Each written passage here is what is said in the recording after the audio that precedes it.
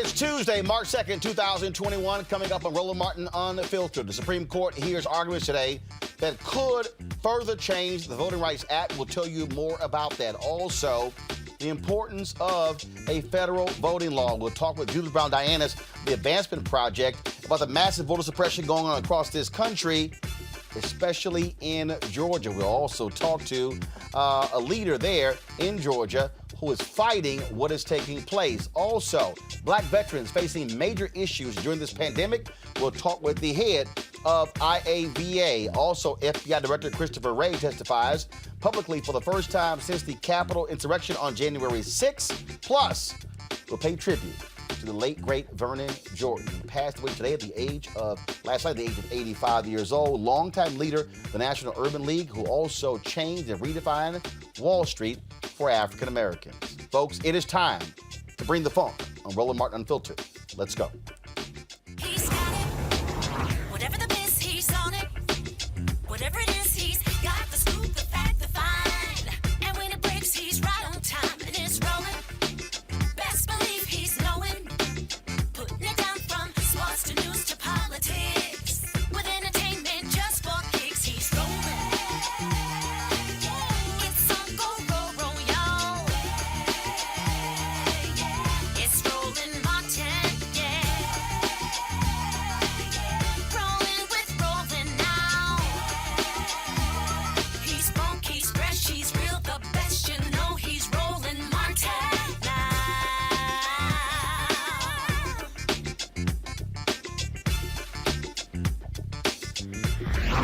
Martin.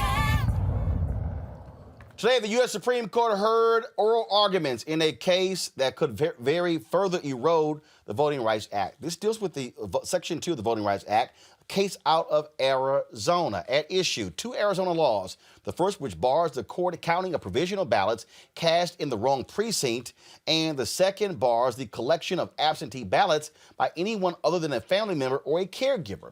These challenges to the Voting Rights Act are a direct response to the massive voter turnout of people of color in the 2020 election. In today's hearing, the Republicans with the Republican National Committee admitted that they need voter suppression in order for them to win. Listen to this exchange. What's the interest of the Arizona RNC here in keeping, say, the out-of-precinct ballot disqualification rules on the books? Because it puts us at a competitive disadvantage relative to Democrats. Politics is a zero-sum game, and every extra vote they get through unlawful interpretations of Section 2 hurts us. It's the difference between winning an election 50 to 49 and losing an election. Okay, thank you. My time is up. Not sure why Justice Amy Coney Barrett cut him off there. Ooh, I would have loved to hear what more he had to say. Joining us right now is Judith Brown-Dianis, Executive Director of the Advancement Project National Office. Judith, glad to have you back on Roland Martin Unfiltered. Bottom line here is this here. Republicans need to cheat to win. What we are seeing is that you've been using the courts to deconstruct and break down how we got to this point. The Voting Rights Act has been one of the most important laws ever passed in the history of the United States. It was gutted in Shelby v. Holder, just as John Roberts said, hey, there's really no need for it anymore. Look at black turnout. No, black turnout is what it was because of the Voting Rights Act. And so this case could erode Section 2. This is why Congress must act. Democrats cannot use a filibuster as an excuse not to pass a comprehensive bill that, named after John Lewis, that will fix the problems in Shelby v. Holder, plus what may come down with this decision. Yep. So, Roland, I mean, first of all, let's put this in perspective. Like, they have been going after the Voting Rights Act for quite some time, not even just in the Shelby County case, but even before that, right? And so it's the Voting Rights Act. And if you think about it, the attacks on affirmative action, right? It is they are trying to dismantle all of the civil rights laws, and the Voting Rights Act being one of the most powerful of those. And so what we are seeing right now is a case before the Supreme Court that would put the nail in the coffin with regard to the Voting Rights Act. We lost Section 5, which allowed for pre-approval before laws were changed. Now they would take away the part of the law that organizations like Advancement Project use to challenge voter suppression laws. And so, we should put this in perspective. This is totally about dismantling civil rights protections. It is totally a power grab. It is totally an effort to keep power in the hands of the Republican Party at the state legislature. And they are upset, as we see in state legislatures across the country, that they have put in place, or they are trying to pass new laws to make it harder for us to vote, because we turned out in record numbers. And they know when we make it easy for people to vote, Black folks are going to turn out. But the issue here is not just Black voters, Judith, and that is it's Latino voters. It's young voters. The numbers don't lie. By 2024, there'll be more Gen Z millennial voters than baby boomers. What they are trying to do, and majority of those people are people of color. That's who they're targeting. And they're targeting older voters. Bottom line is this here. They need to contract. They need to somehow shrink the voting population. And so what they're doing in Georgia and then 43 other states, the bills they've introduced, this is real. And so Democrats, Kristen Sinema in Arizona, hey, get your head out of the sand and realize that your opposition to ending the filibuster, if you do not fix this, guess what? She will be in the minority in 2022. Right, The House. Right. Democrats will lose the House and the Senate if they do not pass a comprehensive voter bill. You must expect the worst from this Supreme Court. That's right. We have to get the John Lewis Voting Rights Advancement Act passed. It is important for us to have a restoration of the voting rights law. I mean, this is serious. People need to be calling their senators, pushing on them and saying, we don't want any excuses about anything. We have to get this protection, because what we know is, Roland, is that, yes, the browning of America and the number of young people who turn out makes them upset because they want to maintain power. But the other thing is, we're getting ready to go into redistricting. And so not having voting rights protections as we go into redistricting and figure out how we're cutting up the political pie, and we have no protections for Black and brown people, is going to be detrimental to political power, not just for 10 years, but 20 and 30 years. Yeah, I mean, simple as that. And look, COVID bill has been passed, and I keep saying, I don't want to hear anything from Democrats. I don't want to hear jack from President Joe Biden about infrastructure. The voting bill is the next one. That's the next one, period. I don't get, damn all this bipartisanship and, no. You don't confront the voting issue, you are guaranteeing that Republicans will do political gerrymandering. You're right, when it comes to redistricting. You're talking about controlling the courts. We see what's happening in Pennsylvania, where they want to get rid of these statewide elections for Supreme Courts and go to district judges because they do not like the fact that Democrats have a majority of the Pennsylvania Supreme Court. They don't like the fact that Democrats have a 4-3 majority of the North Carolina Supreme Court. And the only reason the North Carolina congressional districts were overturned as racial gerrymandering was because they took control of the state Supreme Court. They won on the political gerrymandering on the federal level, but they lost on the state level, and that's why that white judge ran against the sister in North Carolina and beat her by less than 400 votes. Democrats would also better pay attention. You cannot let Republicans control the courts because they pass the laws on the legislative side. They control the courts to affirm the laws that they pass. They control the Supreme Court. They can run the table. That's right. I mean, if we look at this, all these states that are now taking up voter suppression laws, what they're trying to do is roll back mail-in voting, not allow people to have absentee balloting without an excuse, take away the drop boxes, cut back to early voting. all of these tools that they know are the things that Sunday voting, right? Souls to the polls, getting rid of that. And they know that if they're able to do that in state legislatures, and they've controlled the courts now with all these Trump appointees, that they are going to actually get rid of all the protections that we have for civil rights. And so this is the moment in which Democrats have to have a backbone and get that bill passed. Absolutely. Judith Brown Dianis, the Advancement Project, we surely appreciate it. Thanks a lot. Thanks, Roland. Folks, you heard Judith mention what's happening there in Georgia. We told you yesterday how they passed a House bill when it came to this onerous voter suppression, but also in the Senate, they passed a bill that gets rid of no excuse absentee voting. That took place on one of the Senate committees and now goes to the full Senate. Folks, what we are seeing again is a massive, massive attack on voting that is happening all across. And so in a moment, we're going to be talking with an official there in Georgia, Nsé Ufot, CEO of the New Georgia Project, about this very issue. Right now, though, I want to bring in my panel, Laura Victoria Burke, NNPA, Mustafa Santiago Ali, former senior advisor for the for environmental justice with the EPA, Benjamin Dixon, host Benjamin Dixon The Show podcast. Lauren, this is how major.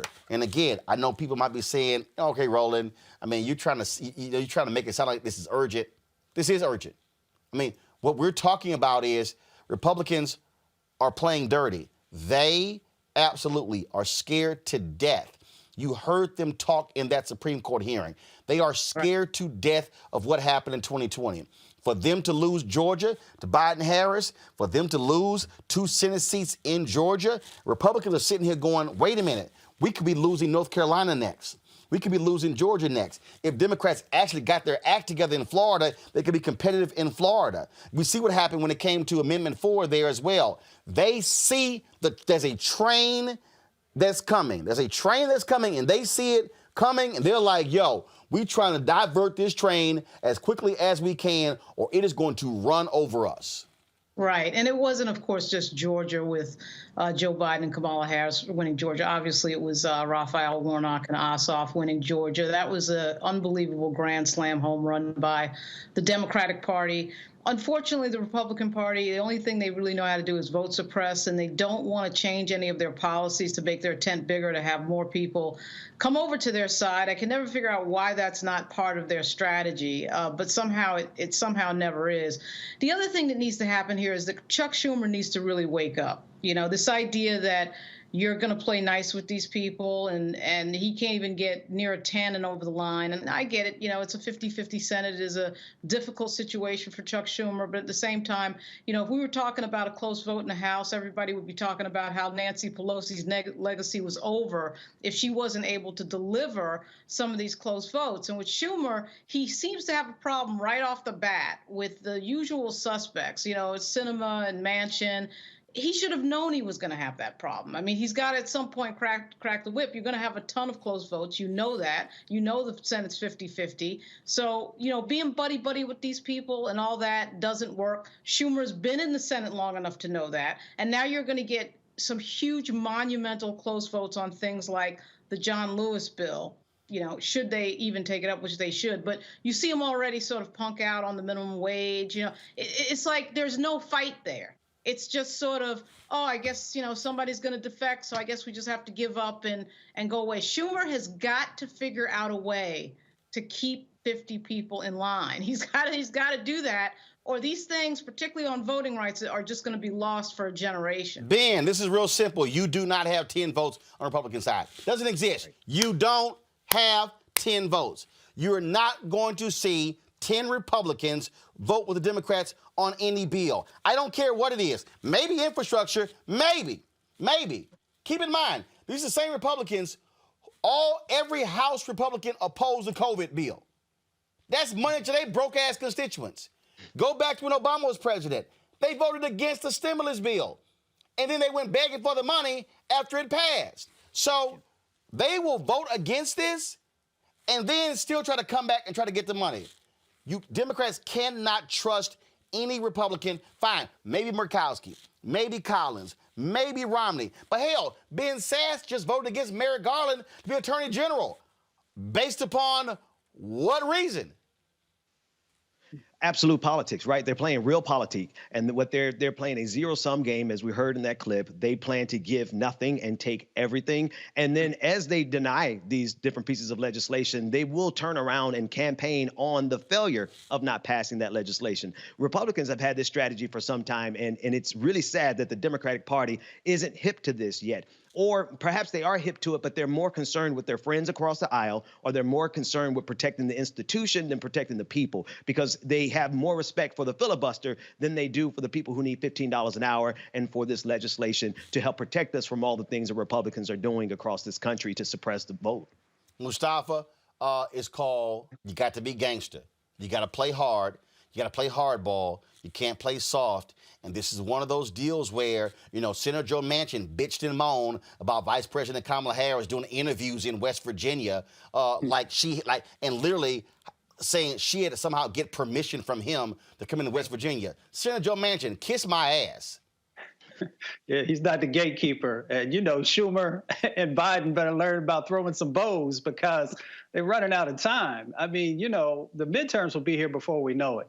And the reality of this situation is if folks lose their vote, because that's what this is really all about, Black and brown folks and young people, as you said, actually losing their vote, then the agenda that you were elected on will never become real. Because these folks will continue to throw roadblocks and procedural things and all the things that they can come up with to stop you from being successful. That is the game plan. The game plan is for Joe Biden not to be successful. So you all cannot help them to achieve that goal. It's the same thing they did when Obama came in, where they said, we will make sure that he is a one-term president and that he is not successful on anything that he's moving forward on. If they showed us anything different, then we could run a different set of analyses, but we know what this game plan is. This has been a game plan for decades of dismantling these bedrock sets of laws that are in place to make sure that people just have the ability to fully participate in the democratic process, in the civic process. So you know what time it is, do the right thing, and move quickly to get this stuff done. Absolutely. Speaking of that, I told you what's happening there in Georgia, folks. We told you what the House did yesterday, what the Senate also did yesterday, trying to get of the issue of absentee balloting. Folks, what we're talking about here is a major, major effort by Republicans to steal future elections. They are scared to death of Stacey Abrams next year. They're scared to death of Pastor Raphael Warnock getting a full term to the United States Senate. Joining us right now is Insay Ufot, CEO of the New Georgia Project. Insay, we were saying, look, these things were coming down. They are doing exactly what they said they were going to do. What are y'all doing to try to stop it? Can you stop it? The Republicans control both houses. They control the governor's mansion. And so you see, we have the lower third right there with the phone number there to call the Speaker of the House, call Lieutenant Governor, call the governor. What more are y'all doing there? I think that, first of all, brother, thank you so much. Thank you so much. That we've been working really hard to try to elevate this issue as a part of the public discourse, right? Because it's not just Georgia.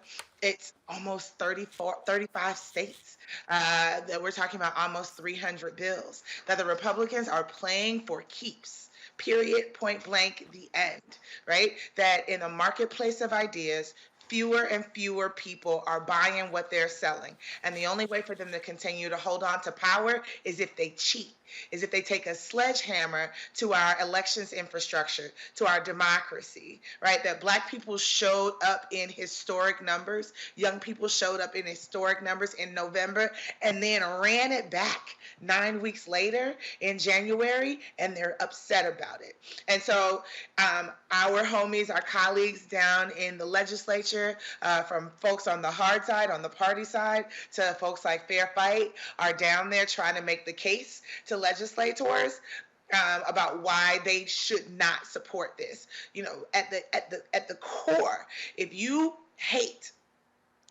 abhor the attempted insurrection, the insurrection at the Capitol on January 6th, because one, it was stupid and violent and unpatriotic and anti-democratic, but it was also predicated on the big lie right? The lie that there was widespread voter fraud in the January runoff or widespread voter fraud in the November generals, then you should hate these almost 300 bills that are being introduced in legislatures all across the country, including Georgia, because they're also predicated on the big lie. The idea that there's no way that Black people could show up and vote in historic numbers, right? That there's, I remember our former president on the phone call that was taped with our Secretary of State on January 2nd. There's no way I lost Georgia. There's no way I lost Georgia. There are so many ways in which he lost Georgia. And so that is what we're responding. That's what they're responding to right now. And that's what we're working to defeat. So we're going to go hard in the legislature. And if that doesn't work, we're going to go hard in the court of public opinion, right? That there are tons of corporations that have given money to these elected officials, right? And at the same time, put out bold statements after the murder of Ahmaud Arbery, bold statements in celebration of Black History Month. And this is affecting Black futures. And so we are looking for them to say something in this moment. And when you talk about that, first of all, that case is moving forward with the grand jury there investigating Donald Trump for trying to intimidate and break the law to get them to change the voting results. So that's happening as well. But what the Republicans are doing, they want to codify this into law. And we talk about how just sadistic these people are, how despicable these people are.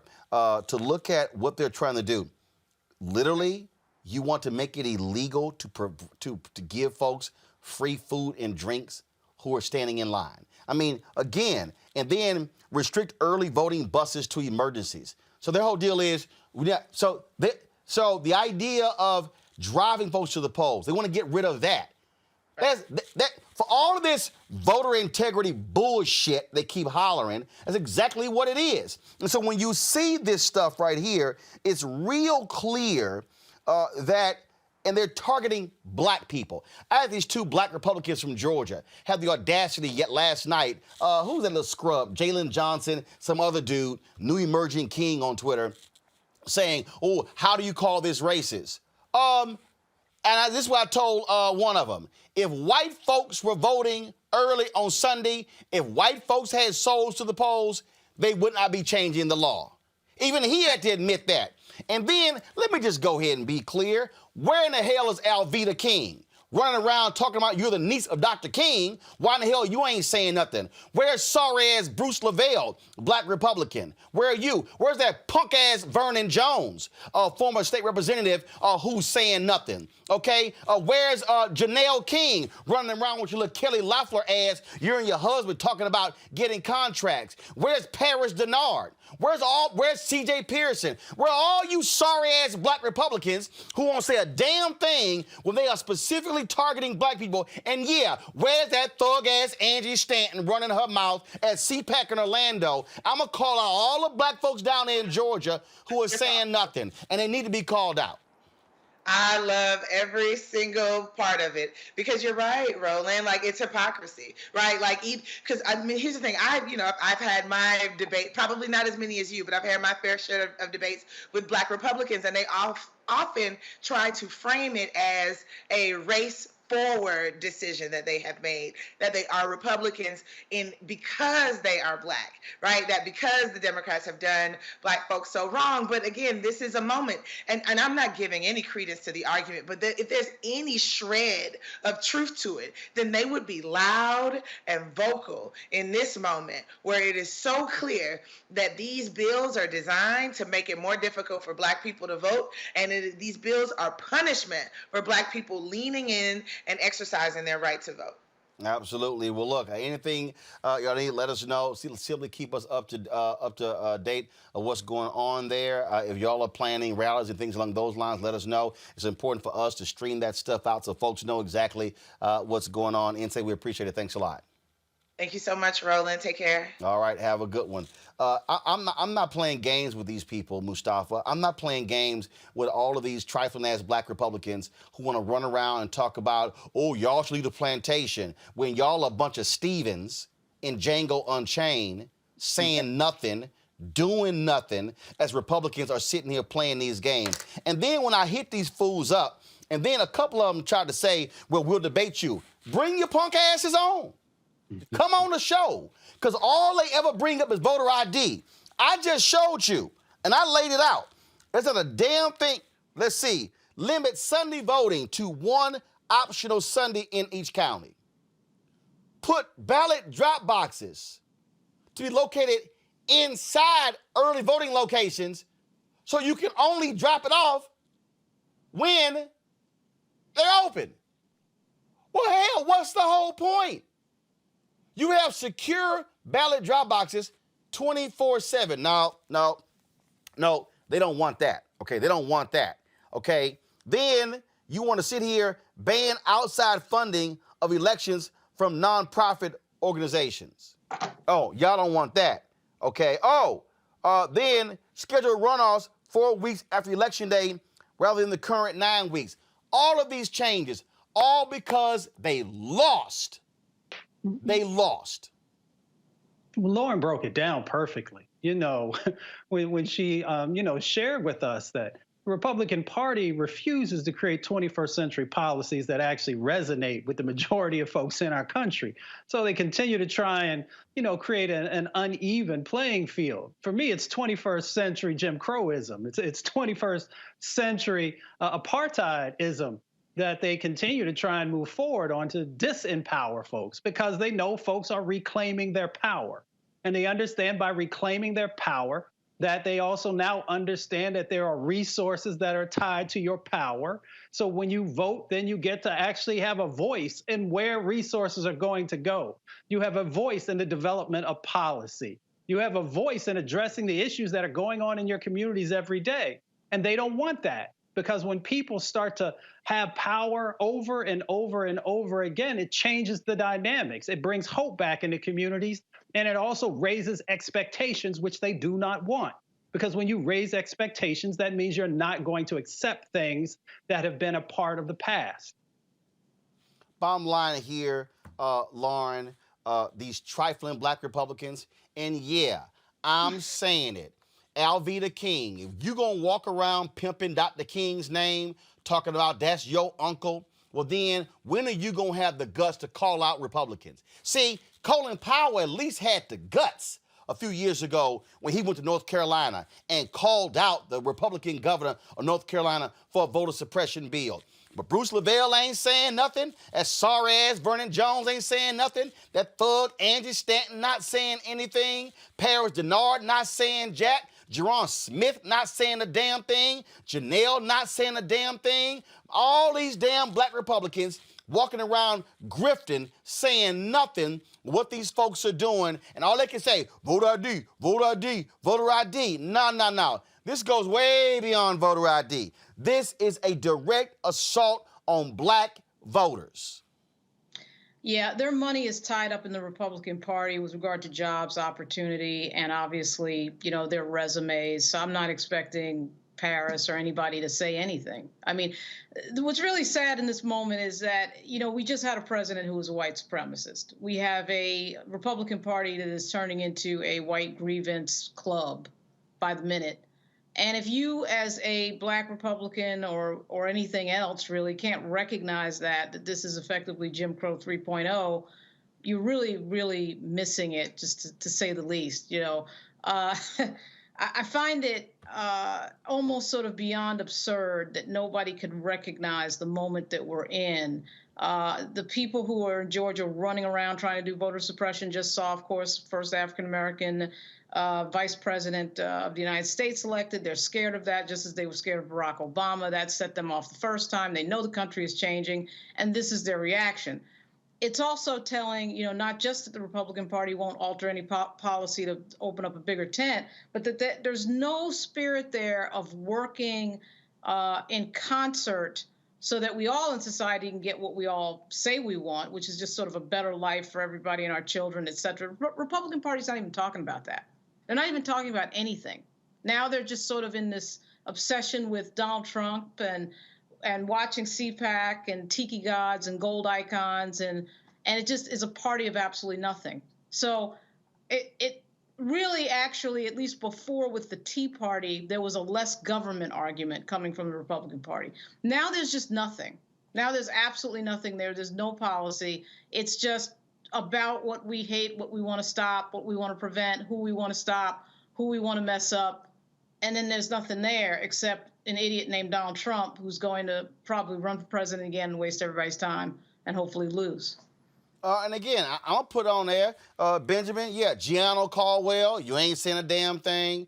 Rob Smith, you ain't saying a damn thing. All these old trifling ass black conservatives getting pimped by the party, okay, scared to say something, scared to stand up for black people. And here's the whole deal. If your policies were worthy of voting for, put them on the table. See, here's my whole deal. There's nothing there. If I want to swing, I'm gonna say my policies, your policies. We gonna make the best argument. They don't want to do that. They need to cheat. And for every black Republican who is silent, you are a disgrace to black America. They have no problem being a disgrace because those checks are pretty big for them, right? And so they have no need to speak on something that's going to mess up their money. That said, the Republican Party is so steeped in this white supremacy that it has been rooted in since the Southern strategy, since Richard Nixon, all the way through Ronald Reagan with the welfare queens. And now we've seen white supremacy run its course all the way up the steps of the Capitol on January 6th. And now we see that they have no regard for this country at all.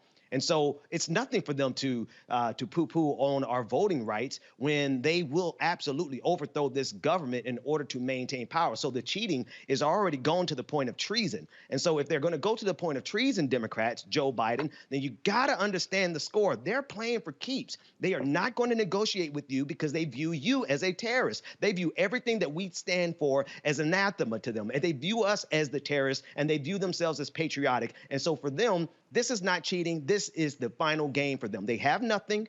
And all they have is the ability to stand on this white supremacy. And that says strip everyone who doesn't look like them, who doesn't serve the white supremacist God, strip them of their voting rights. That's it. It's as simple as that, folks. This is about protecting, again, our interest, and we're going to be real clear, not being silent about any of this. Now, let's go to our next story. Black service members account for 16% of coronavirus cases across the Department of Veterans Affairs system and 22% of the deaths. Yet they only make up 12% of the overall veteran population in the United States. They also face racial biases in mental and physical health care, and there has been a 20% increase in suicide among the military in the last year. Joining us now to talk about this is Jeremy Butler. He's the CEO of the Iraq and Afghanistan Veterans of America. Jeremy, glad to have you on Roland Martin Unfiltered. Today, Texas Governor Greg Abbott lifted the mask mandate, said Texas is 100% open. You got irresponsible behavior from a lot of Republican leaders, whether it's the governor of North Dakota, whether it's what we're seeing in Texas, what we're seeing in Florida as well. President Biden announced that we're going to have the nation completely vaccinated by May. But the bottom line is this here. African Americans are suffering in a huge way. And what you're laying out is how it's impacting even black veterans. Yeah, absolutely. It has. And it's really, as is often the case, the way it impacts Black veterans and veterans in general is the same way it's impacting Americans in general and Black Americans in general. You've got Black veterans that are getting hit harder by this virus than other populations. You've got economic effects that are disproportionately affecting Black veterans than they are other communities. So you see very similar things. That said, I'm with Iraq and Afghanistan Veterans of America, nonprofit organizations. There are others like us that are fighting back to find ways to fix these things. We've got legislation that's actually in the bill, the economic recovery bill that just got passed by the House and is going to the Senate, that's going to provide additional training to veterans who are unemployed because of the pandemic. We're working with other veteran organizations to get vaccines to those underrepresented communities that are out there to hopefully get skeptical communities to understand that they need to take this vaccine. And we call it the Veterans Coalition for Vaccination. And we're rounding up volunteers. We're getting volunteers from the veteran space to go out and help staff community inoculation sites so that we can make sure that we're getting the vaccine out to the people that need it most. when you look at, obviously, there's a huge difference between the Biden administration and the Trump administration. And so your assessment of how big the contrast is.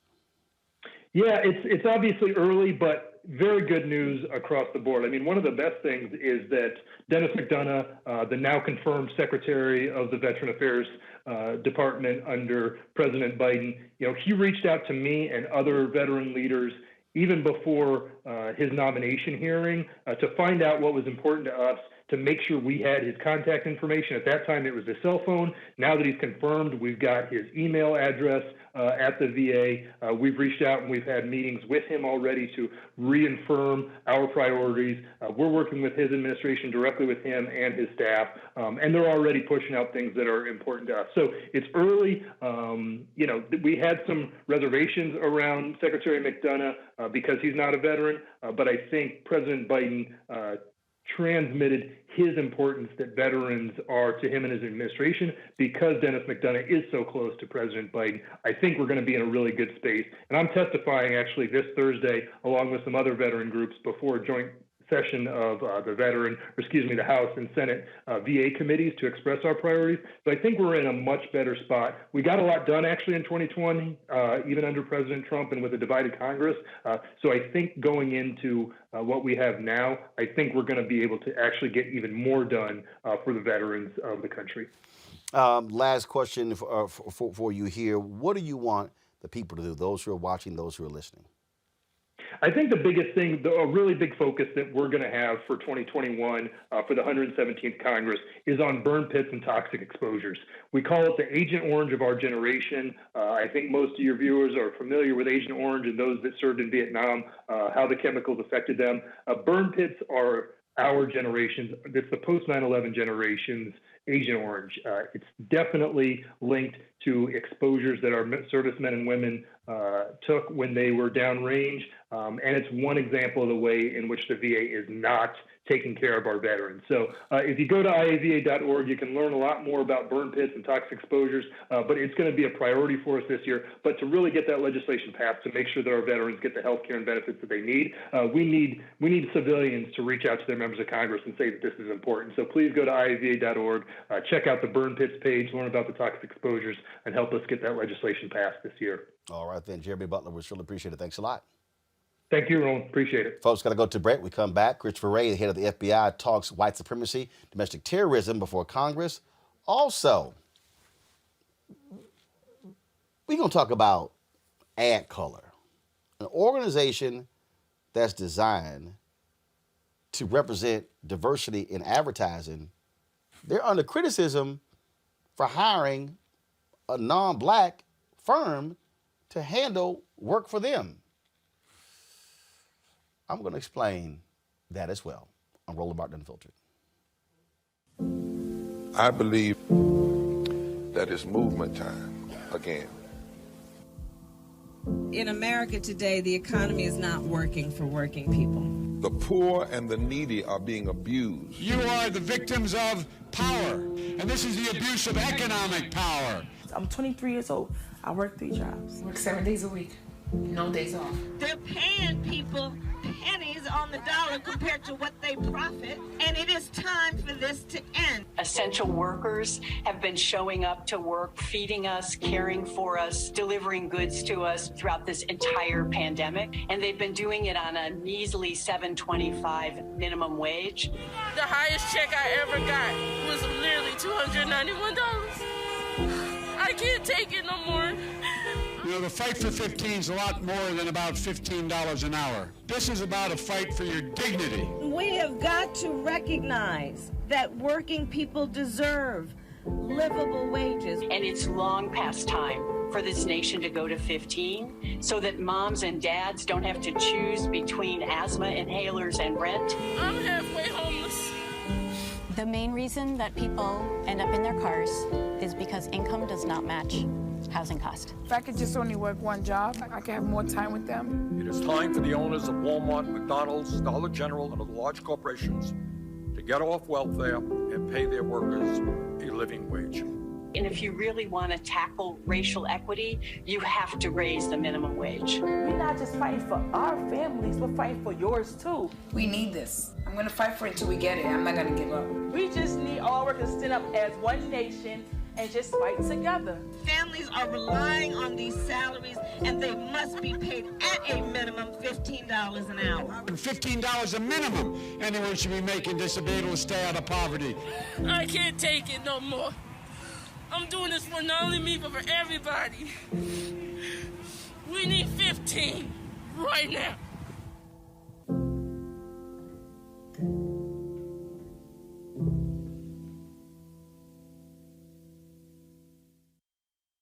Hi, this is Essence Atkins. Hey, I'm Deion Cole from Blackish. Hey everybody, this is your man Fred Hammond, and you're watching Roland Martin, my man, Unfiltered.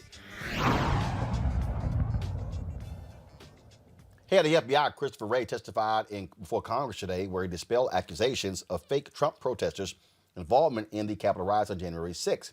Wray also reaffirmed that the Bureau has been working day and night to catch those involved in the Capitol siege and has found no evidence thus far of Antifa involvement. The head of the FBI said domestic terrorism has been metastasizing for a long time and it is not going away soon. He also talked about white supremacists and white domestic violence. Here's some of his testimony. That attack, that siege, was criminal behavior, plain and simple, and it's behavior that we, the FBI, view as domestic terrorism. It's got no place in our democracy, and tolerating it would make a mockery of our nation's rule of law. The rule of law, of course, is our country's bedrock, and it's our guiding principle at the FBI. That's why the FBI has been working day and night across the country to track down those responsible for the events of January 6th and to hold them accountable. We're chasing down leads, we're reviewing evidence, combing through digital media to identify, investigate, and arrest anyone who broke the law that day. And our greatest partner in this investigation has been the American people themselves, your constituents. Citizens from around the country have sent us more than 270,000 digital media tips. Some have even taken the painful step of turning in their friends or their family members. But with their help, we've identified hundreds of suspects and opened hundreds of investigations in all but one of our 56 field offices. And of those identified, we've arrested already more than 270 individuals to date, over 300 when you include the ones of our partners, with more subjects being identified and charged just about every single day. The FBI is committed to seeing this through, no matter how many people it takes or how long, or the resources we need to get it done. Because as citizens, in a sense, we're all victims of the January 6th assault, and the American people deserve nothing less. Unfortunately, as you noted, Mr. Chairman, January 6th was not an isolated event. The problem of domestic terrorism has been metastasizing across the country for a long time now, and it's not going away anytime soon. At the FBI, we've been sounding the alarm on it for a number of years now. I've been sounding the alarm about domestic terrorism since, I think, just about my first month on the job when I first started appearing up on the Hill. And I've spoken about it in maybe a dozen different congressional hearings. Based on your investigation so far, do you have any evidence that the Capitol attack was organized by, quote, fake Trump protesters? We have not seen evidence of that at this stage, certainly. Well, it must be pretty stupid to have folks like Josh Hawley and others, Lawrence, sit up there and just throw out nonsense and have the FBI director sitting here like he's playing ping pong. Just smacking all that BS away. Yeah, I actually think that the very fact that Chris Wray even addressed that ridiculous narrative with regard to it being Antifa and fake Trump supporters and all this nonsense was slightly ridiculous. I mean, I guess you do have to address it because they put it out there. But, you know, a big cornerstone of Republican messaging, of course, right now is just straight up lying. And when they straight up lie, they play the percentages. They get on network TV and they just lie and figure that, you know, we'll get half the people believing us and this is how we're going to do it. So when you get into the conversation at a hearing like this, this type of idiot narrative where there was absolutely no proof of any of that. And you got the FBI director sitting there having to address it, and another senator, Senator Coons, asking about it. So you had like a good chunk of conversation about something that was completely and utterly false, that there was zero evidence for. And that's, that's the world today that the Republican Party has brought us into. They want us into this tailspin of bullshit. That's what they're about. It's just talking about junk and nonsense that doesn't exist because they don't want to talk about the real world that's changing and the real demographics that are changing and the reality around them. They cannot escape it. It is not going away. The country is changing. The demographics of the country is changing. And instead of embracing that on some level, instead of facing that new reality, they've decided to lie to themselves. The Republican Party has decided that is what they're going to do, is lie to themselves. And what we end up with is a riot at the Capitol, an attack on the Capitol, and the craziness that we saw January 6th. I mean, you can't make it up. At some point also, too, we got to get to these social media companies because social media is driving these lies completely unregulated. And we are in a situation now where basically nobody's really confronting them or doing anything about it. They've got good lobbyists. That's one of the problems. And a few of those people have ended up in the White House on staff, unfortunately. But at some point, we have to confront the fact that these lies are propelling people to take action that is violent and dangerous to this country. But really, it is the Republican Party. It is Donald Trump. It is the fact that they cannot face reality. Ben, great point. Lawrence talks about how the lies are spread, the disinformation, especially on Facebook, and how they're not stopping it. Yeah. No, when you think about the algorithms that Facebook uses, it rewards the most extreme behavior possible, not just Facebook, YouTube, all of these outlets, they reward the most extreme behavior. And if the FBI really wants to find the people who are culpable for this, they should check some of these YouTube channels, some of these streams that get 20, 30,000 people watching them, while most of us on the left or the center are getting a handful. But that's because the algorithms push them further and further into this right-wing conspiracy theories and all the things that drove what happened on January 6th. And so it is a problem, but it's compounded by the fact that technology is not on our side in this instance, not because it can't be on our side, but because people like Mark Zuckerberg have clearly found it more rewarding to make it beneficial for people like Alex Jones, as one of the recent reports indicated, than it is to create a level playing field. Mustafa, I do want to ask you about this here, this breaking news just coming in. The White House, they have pulled Neera Tanden from being named head of the Office of Management and Budget. That just come in because of opposition coming from both parties. Of course, you have a lot of South Asian folks not happy as well. The Asian American community felt that this is a huge blow. What do you make of this decision from the White House to pull her after Manchin announced he would be not voting for her because they're upset because her mean tweets?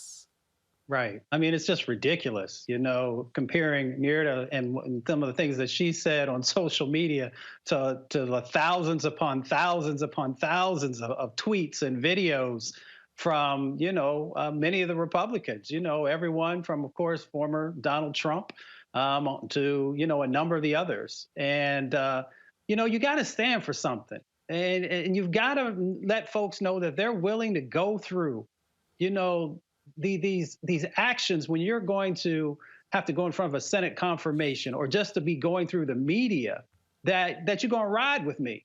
And if you're not going to ride with me, then tell me that from the beginning so that I can make a calculated decision if I want to put myself out there or not. So, I mean, I know they did the vote count, and then they reached out to senators and everybody to say, can we get your vote and that type of thing. But the question is, are you going to put something behind it? Or are you going to push? Are you going to utilize all the various tools you have to get this person whom you said was someone that you had trust in and was going to bring value to your administration?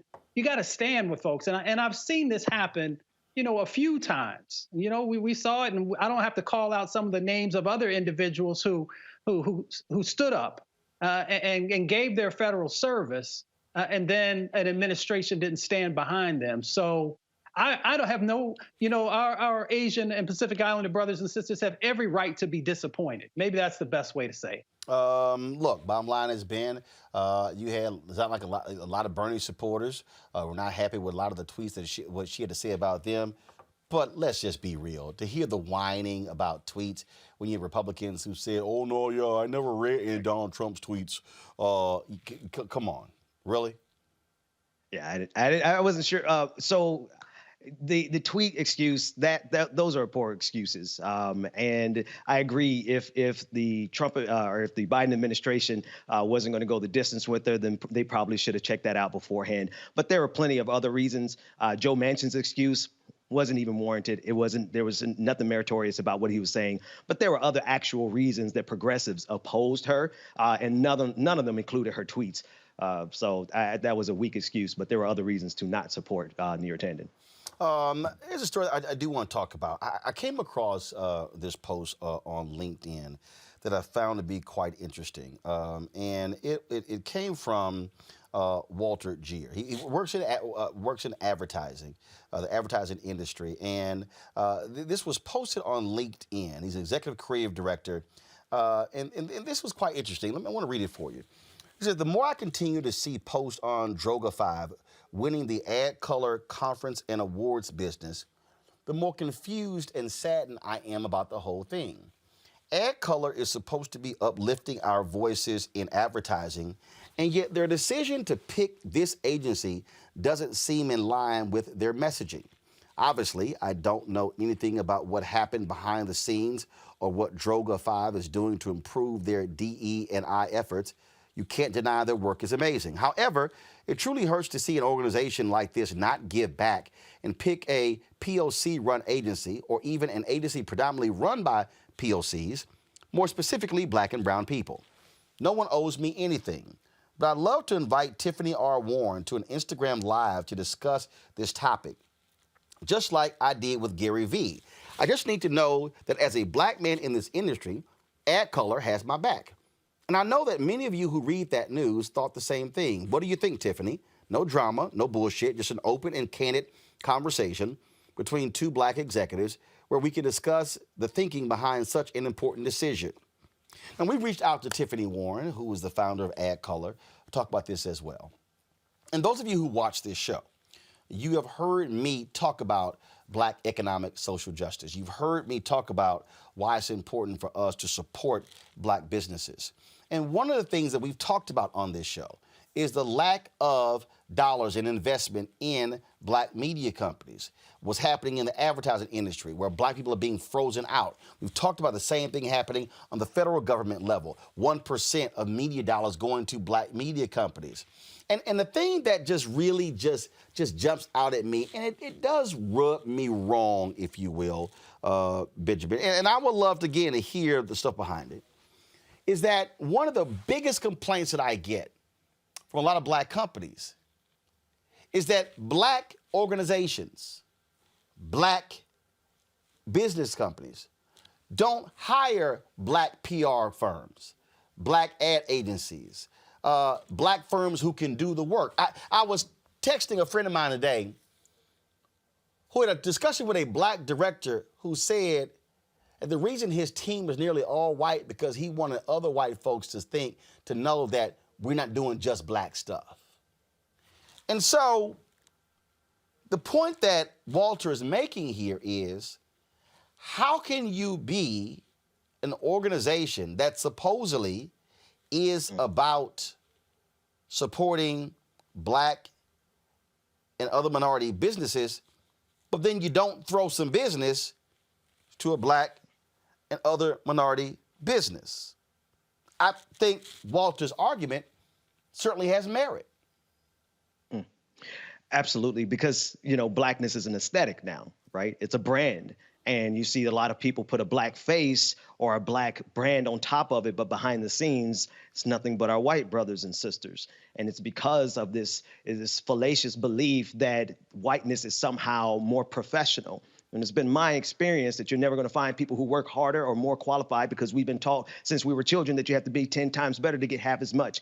And Roland, you know as much as I know, in this industry, especially in independent media, our work is twice as good, 5 times as good, 10 times as good.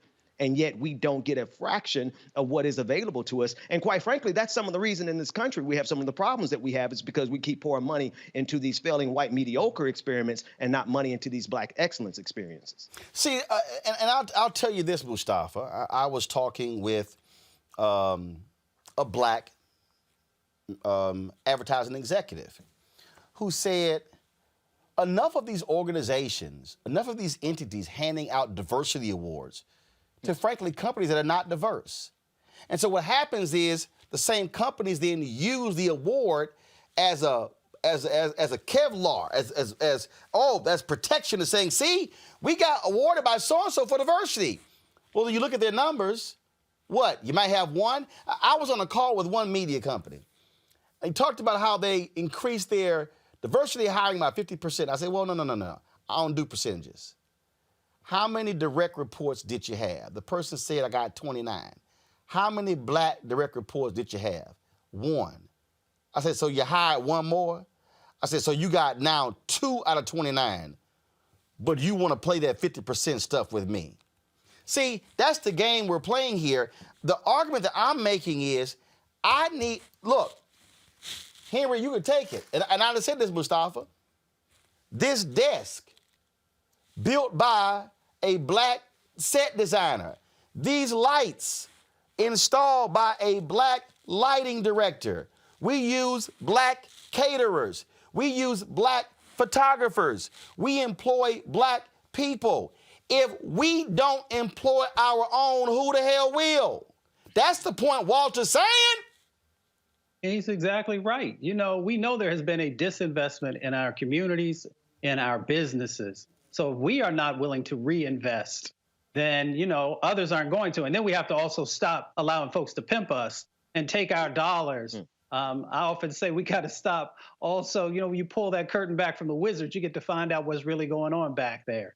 So, you know, we have some responsibility in this space. We also need to make sure there are scorecards, honest scorecards about, you know, these various entities and what do they really look like? What does their infrastructure look like? You know, how many folks are actually in positions of power? Who are the folks who actually are yielding and wielding the dollars, if you will? And then if we can still continue to shoot our own selves in the foot by not holding people accountable, by taking our dollars away from the folks who don't truly care about our communities and who are not investing in us, then that's on us. But we've got a lot of these different pieces we got to pull together. Absolutely. And here's the deal, Lauren. I would love to, we reached out to Tiffany Warren. I would love for Tiffany Warren to come on to discuss this. I would love for Tiffany to come on to talk about how AdColor is holding the industry accountable. Because I'm going to be honest with you, I'm sick of all these bullshit DE and oppositions. I'm being real honest with you. Because, see, I need to see real change. And I keep saying, you don't get props from me for hiring a black person in a DE and I position. I need to see who else you're hiring. I need to see who's getting contracts. I need to see, are you doing what that brother at Coca-Cola is doing by saying to law firms, unless y'all diversify, you're going to lose our business. That's what I'm talking about. And so we've got to be challenging everybody, because, see, I ain't interested in you dancing and taking photos with blackness. I'm not interested in you coming to the receptions and the red carpet and the picking up some cute little award. No, I need to see substantive changes. And so all Walter is saying, and I concur, is who you're hiring. And if you're not hiring us, what's up? Yeah. Because if you can't hire us, you can't represent us. Go ahead. Right.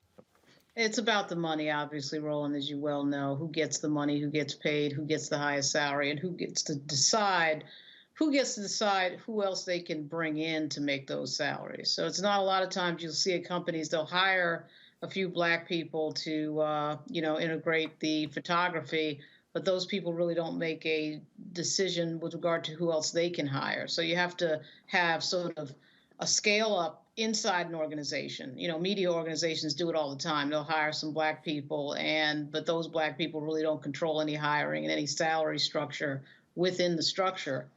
And so it really doesn't mean anything. So it's a never-ending problem in a lot of industries. And to me, the way I sort of always judge it is, you're not showing me anything unless you're showing me somebody who makes the decisions over hiring and firing and really. That's right. The salary structure. I mean, if you don't have that, there's nothing going on. Here's the deal. I had the people from 600 and beyond on here, the effort they're trying to change the advertising industry. This is what I'm going to put out.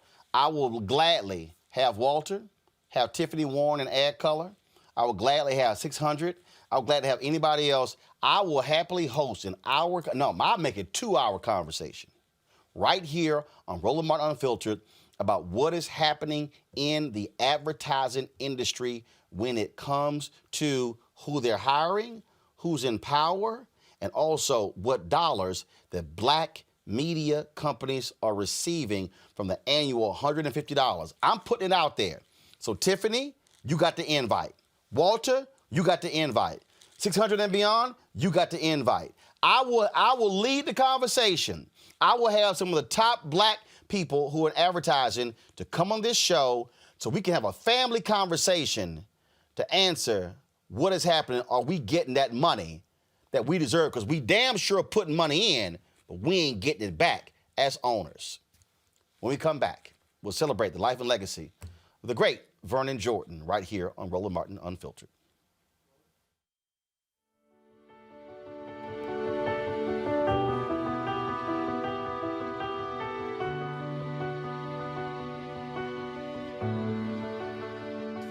You know, I've had the privilege of working closely with President Biden to tackle tough issues under intense and often high-pressure situations. And I know firsthand his commitment to defending our nation and his steadfast support of the men and women that he now leads as our Commander-in-Chief.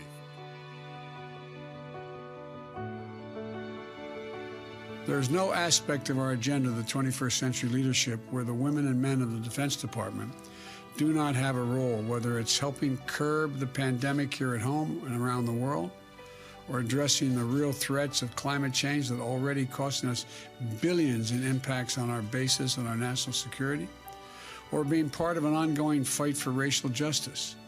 You are essential to how we must rethink and reprioritize our security to meet the challenges of this century, not the last.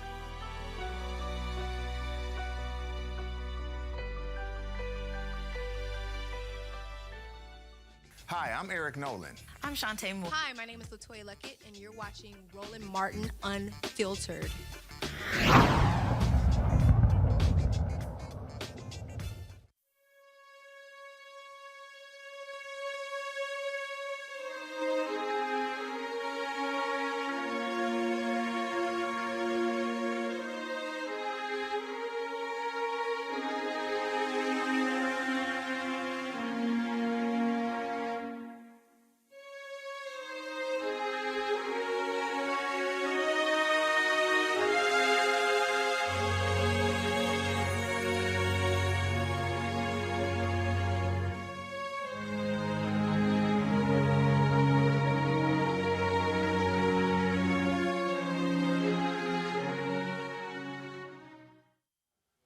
I got a call shortly after 9 a.m. this morning telling me that civil rights veteran, as well as Wall Street titan Vernon Jordan, passed away last night, surrounded by his family at the age of 85. He died peacefully.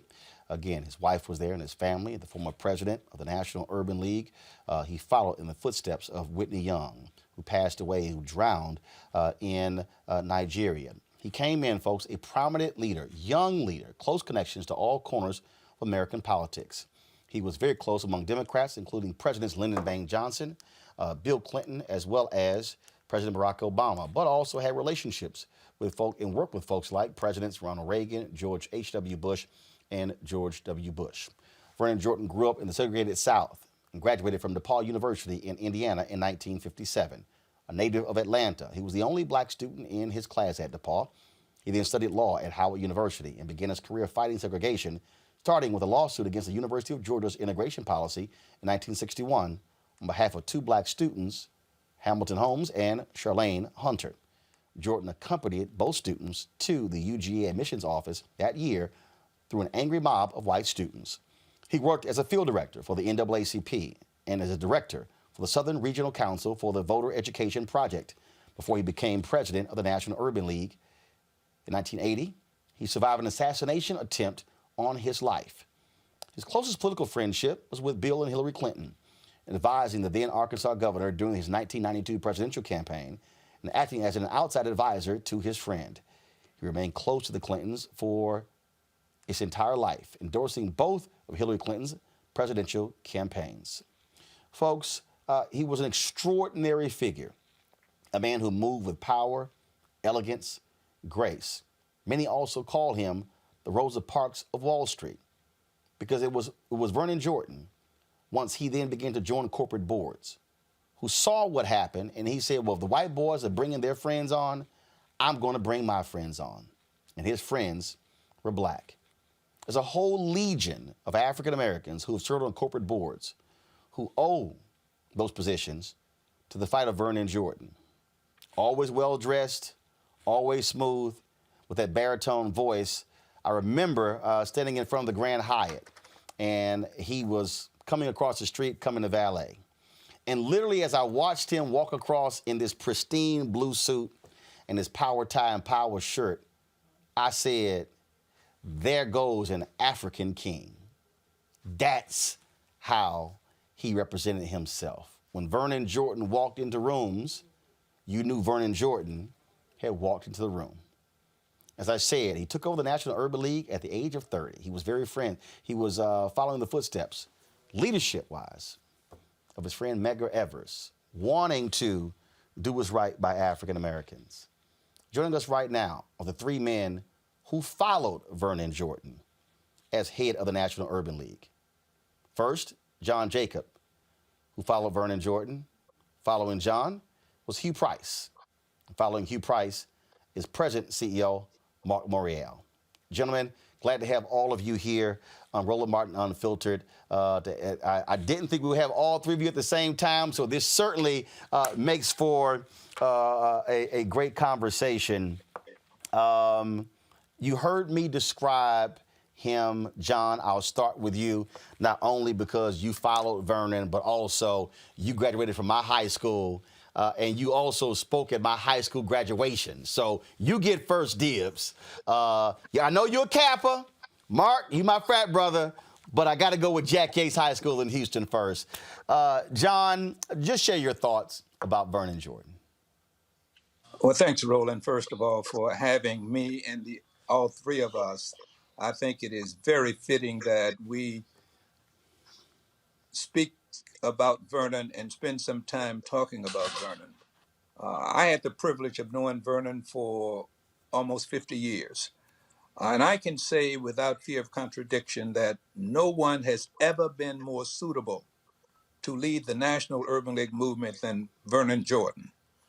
He was an outstanding leader, a great administrator, a dynamic orator, and one of the best fundraisers to ever lead a not-for-profit organization. And the National Urban League was something magical about Vernon. The National Urban League provided Vernon with a pulpit to preach his sermons all around the world.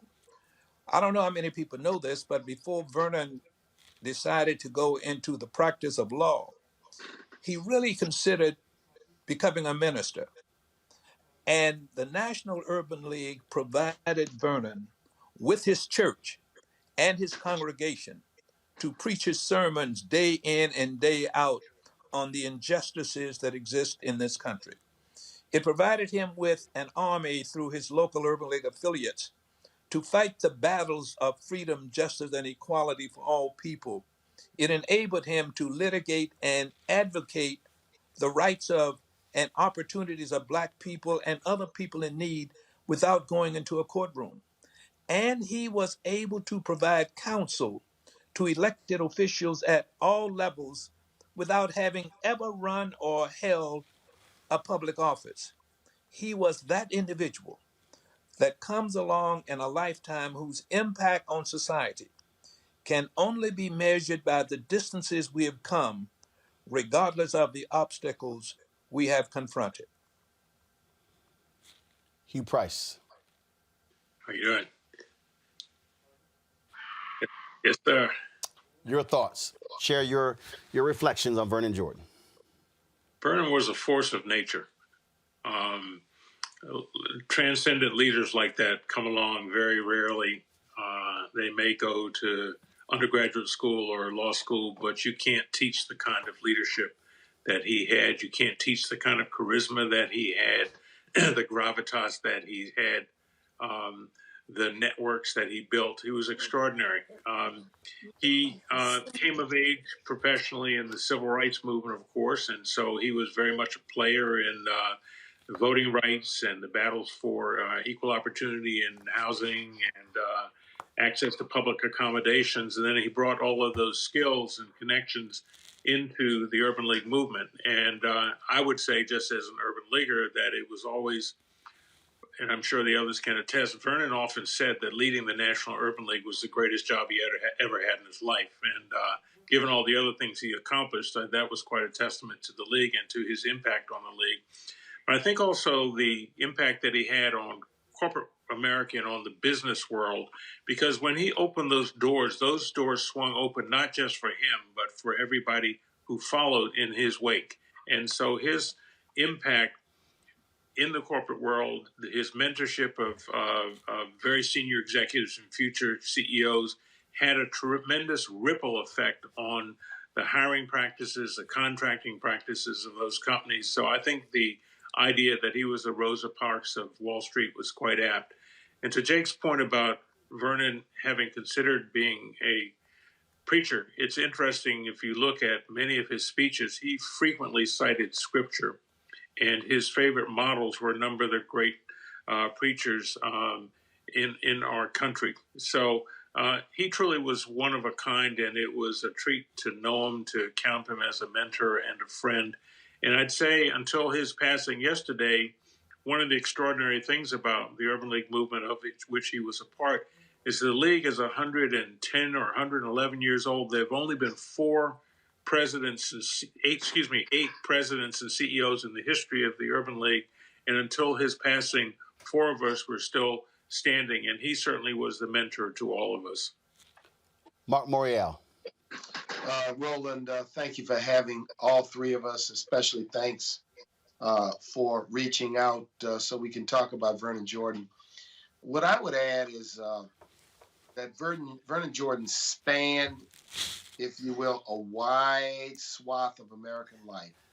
And he brought civil rights, he brought racial justice from his early days as a courtroom lawyer to his days as an NAACP field leader, to the chief executive of the UNCF and the National Urban League, and then to the boardrooms of America. And I might add, Hugh mentioned his mentorship and sponsorship of senior executives. I would point out that Ken Chennault and Ursula Burns, both 2 distinguished former CEOs of American Express and Xerox, respectively, had a common denominator, and that was the mentorship of board member on the board of Xerox and on the board of American Express, Vernon Jordan.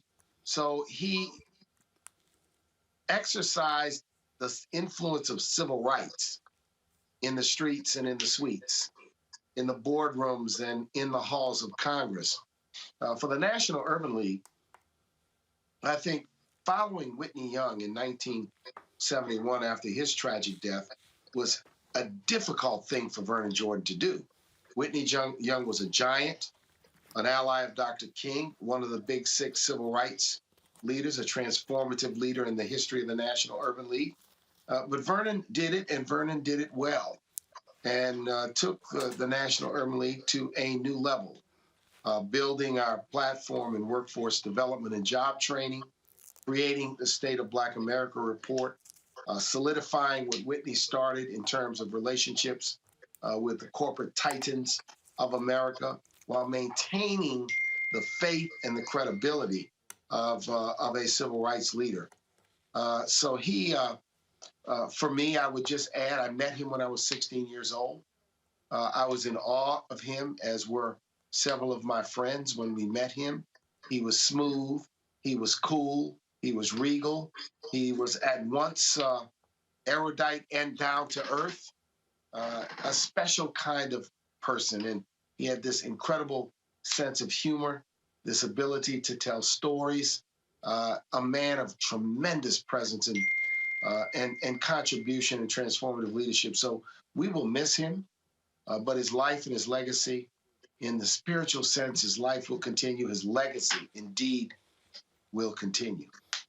I made the point about Vernon being regal.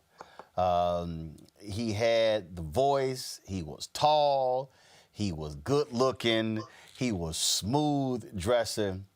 When he walked into the room, John, as I said, you knew Vernon Jordan had walked into the room. His aura, Absolutely. His aura came into the room before he did. Absolutely. You know, I can say that having been the one who worked for Vernon.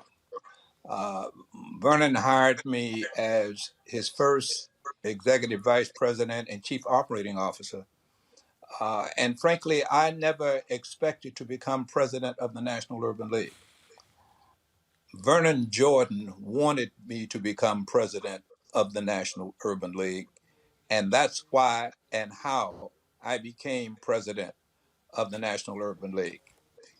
And it is because of Vernon that I ended up serving on, during my career, 7 corporate boards. Because Vernon had served on corporate boards, he sort of set the table that CEOs of Urban League, of the National Urban League, brought the qualifications to occupy that space in corporate America.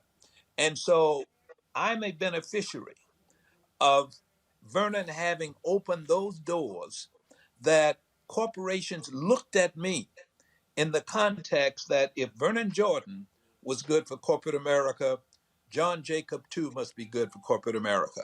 And thusly, I ended up on, before my career ended, some 7 corporate boards. And it is because I served on those corporate boards that I was discovered by Anheuser-Busch, not only to serve on their board, but to come inside and become one of 2 executive vice presidents on their management team, all because of Vernon Jordan and the stature he had created in corporate America.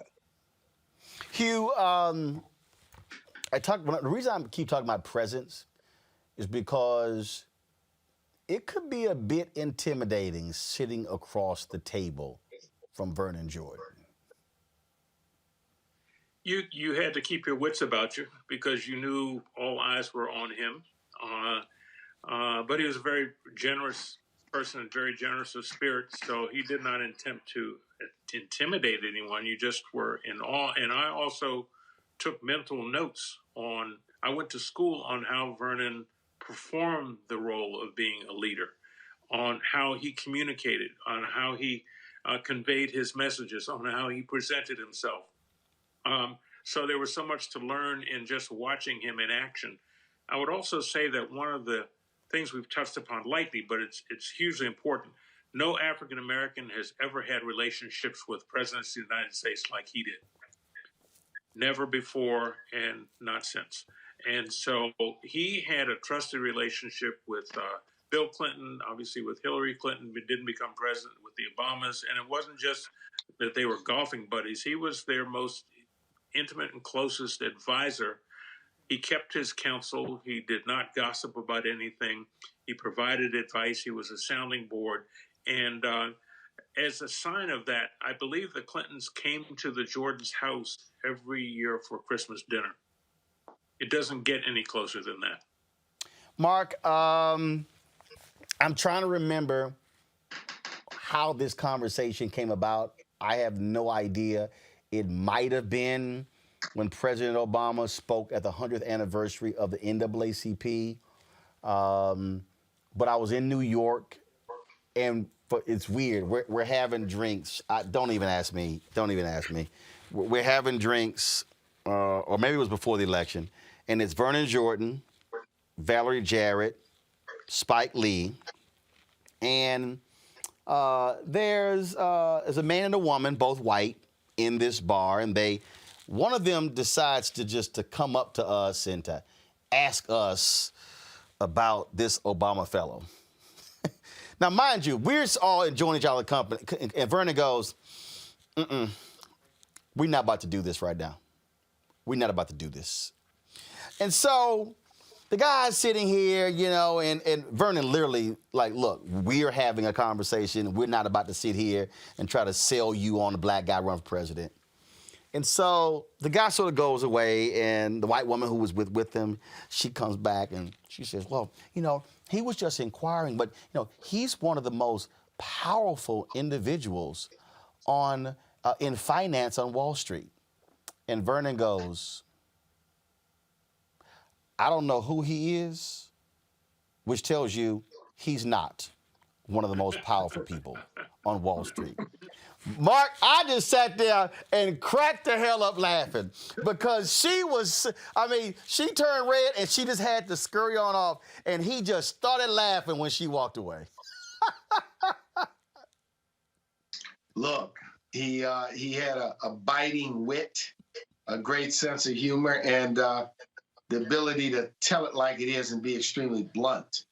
And that presence and that wisdom and is why he was such a trusted advisor, such a trusted advisor to presidents and CEOs. But Roland, perhaps the most important part of Vernon Jordan and his legacy is how he spent time with young people, young politicians, young executives, young professionals. Always gave back, always paid it forward. That is critically important. There were a lot of people today, this is the final question for all three of you. There were a lot of people today who were saying, man, we're losing our giants. But the reality is death is a part of life. But the key is what did you do with the time that you had?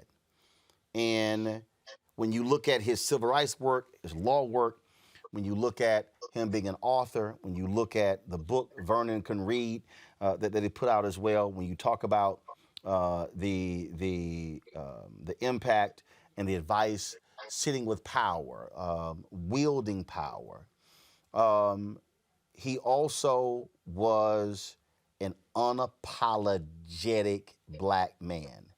Don't let the expensive suit, ties, and cufflinks and time spent on Martha's Vineyard fool you. John, he was an unapologetic black man. And because of that, there are people in this country today who may not even know his name, don't even know what he looks like, but their life is better and their children's lives are better because of what Vernon Jordan did in this country for them and their children. Vernon Jordan's legacy will never die because of the good work that he did to make America more sensitive to the needs and concerns of black folks, and Vernon Jordan's work that made their lives better because of the work he was doing on their behalf. What people need to understand is that when Vernon Jordan was in a boardroom, he was not there for Vernon Jordan. He was there for them. He was representing them. He was a voice for them. He was an advocate for them. And they are having a better life today because of that. And I'll add just one other factor. One of the characteristics that Vernon had that was very unique is that Vernon never lost contact with anyone he ever met. The reason he and Bill Clinton were such great friends is that when Bill Clinton ran for governor the second time and lost, Vernon Jordan still called him and had lunch with him, had breakfast with him, had dinner with him, even though he was a loser in that election.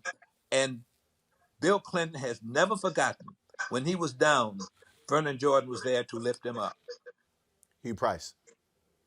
I would just underscore everything that Jake said and say, for me, Vernon was a one-man wrecking crew when it came to shattering glass ceilings.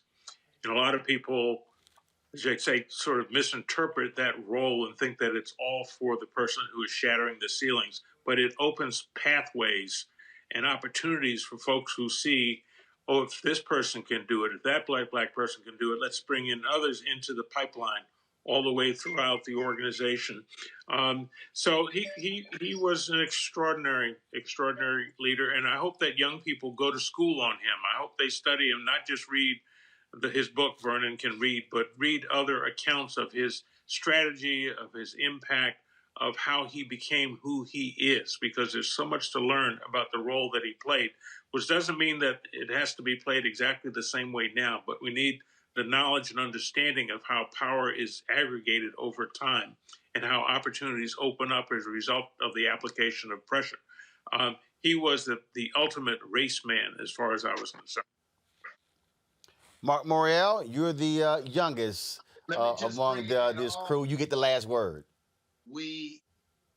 There's nothing more that needs to be said, because I think we have said what needs to be said. But all I would underscore is Vernon Jordan's legacy lives with us. And as we've watched in a short period of time, John Lewis, C.T. Vivian, and now Vernon Jordan go home to our Creator. It is up to us to carry the torch, carry the burden, carry the baton. And I think Vernon Jordan would have it no other way. I think he would challenge us to do it. He'd demand that we do it. And he would make us feel like we have let him down if we didn't. So there goes a great man. And may we mourn his loss and celebrate his life. The three folks who followed Vernon Jordan as CEOs of National Urban League: John Jacob, Hugh Price, Mark Morial. Gentlemen, we appreciate it. Thanks a lot. Thank you. Thank you. Thank you. Folks, the statements have been pouring in all day. People reflecting on the life of Vernon Jordan. This is the statement that came from his very dear friends, President Bill Clinton and Secretary of State Hillary Clinton. From his instrumental role in desegregating the University of Georgia in 1961 to his work with the NAACP, the Southern Regional Council, the Voter Education Project, the United Negro College Fund, and the National Urban League, to a successful career in law and business, Vernon Jordan brought his big brain and strong heart to everything and everybody he touched, and he made them better. He was never too busy to give good advice and encouragement to young people, and he never gave up on his friends or his country.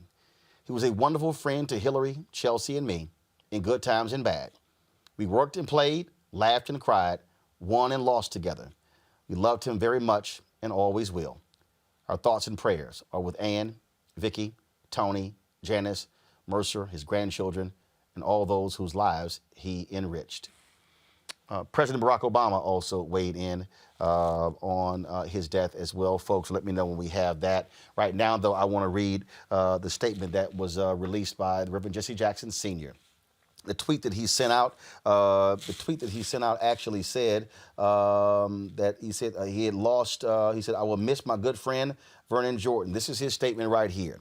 Reverend Jackson wrote, after resigning from the National Urban League in 1981, he again joined a private law firm, and in 1992 became good friends with and a top advisor to President Bill Clinton.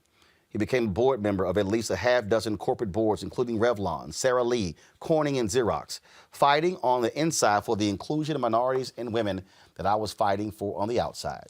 Vernon's first wife, Shirley Yarborough, died in 1985.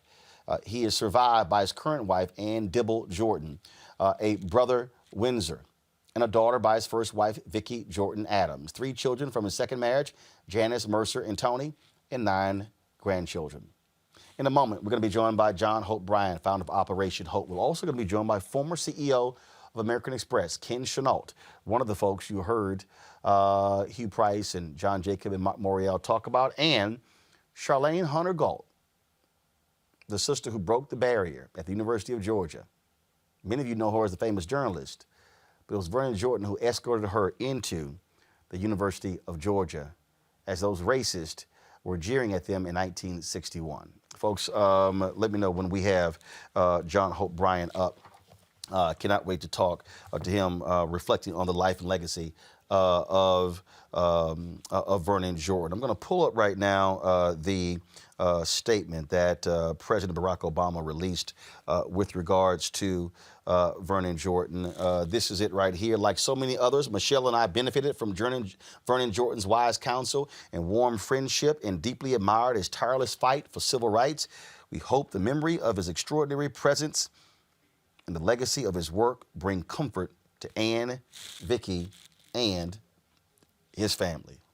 Folks, it is indeed a remarkable career of someone who understood power, how power operated in this country. I always tell people all the time, when you go to the White House and go to those lawns, there's power, you have the White House, and then there's money, the Department of Treasury. Those two buildings actually share a lawn in our nation's capital. And the reality is that's what you see. You see that. And he understood how that power worked. He understood the bridge between those two, understood how to bring people together, to deal with power, to share power, to discuss power. That's what he did. Here's some of a conversation with Vernon Jordan that took place at the Clinton Presidential Library. As a junior in high school, I thought that I was going to Howard University. I applied and got accepted. All of my teachers wanted me to go to Morehouse, which was across the street from the housing project where I lived. And there used to be an organization here in New York called the National Service and Scholarship Fund for Negro Students, NSFNS.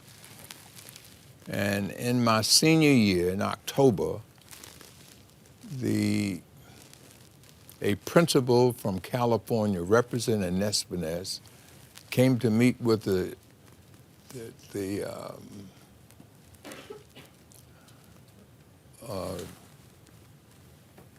smart students, that was the name for it, anyhow.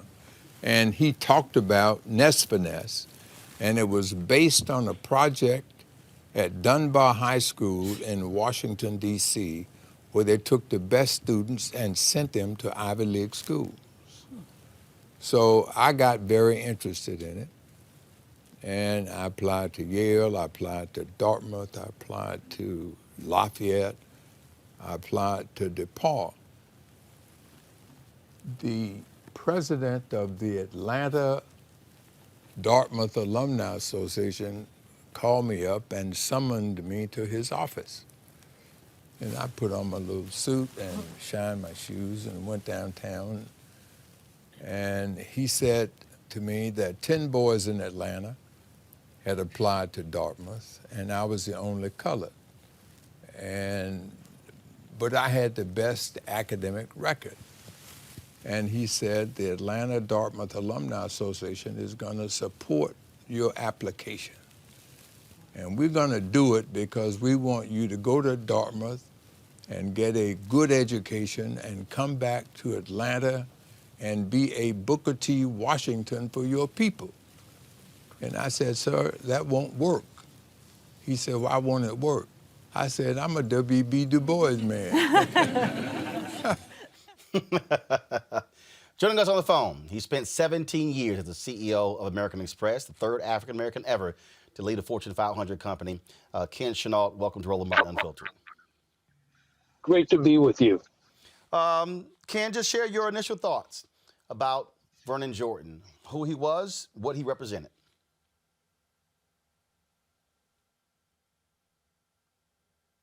Did we lose Ken? Roland. There we go. We got you. There we go. I think we're having some guys. What's going on? Do we have his audio? Okay.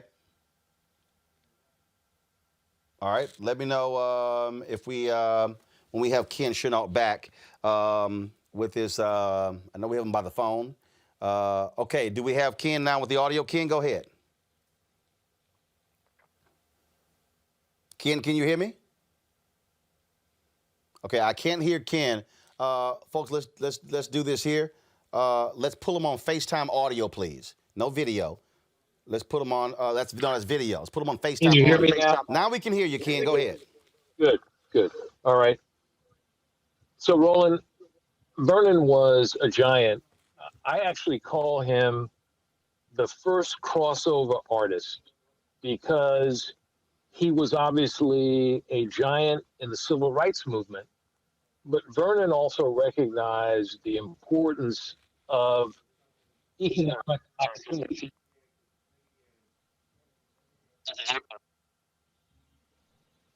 Hello? Go ahead, Ken. We got you. Yes. So what I was saying, Roland, is Vernon recognized the importance of economic power for African Americans, and he was able to make a virtually seamless transition from the civil rights movement to the business world. And what was important is he was still very focused on racial justice.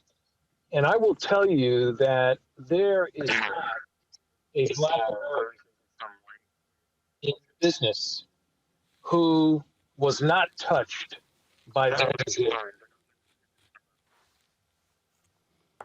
You're absolutely right, Ken, about folks, them not being touched by him. And the thing is, he understood how to use that power to expand the opportunities for others because he realized the people who were creating wealth by joining these boards of directors, the impacts they had on choosing CEOs and choosing senior leaders, and realized that, look, you could not be fighting for civil rights if you did not also fight for economic justice.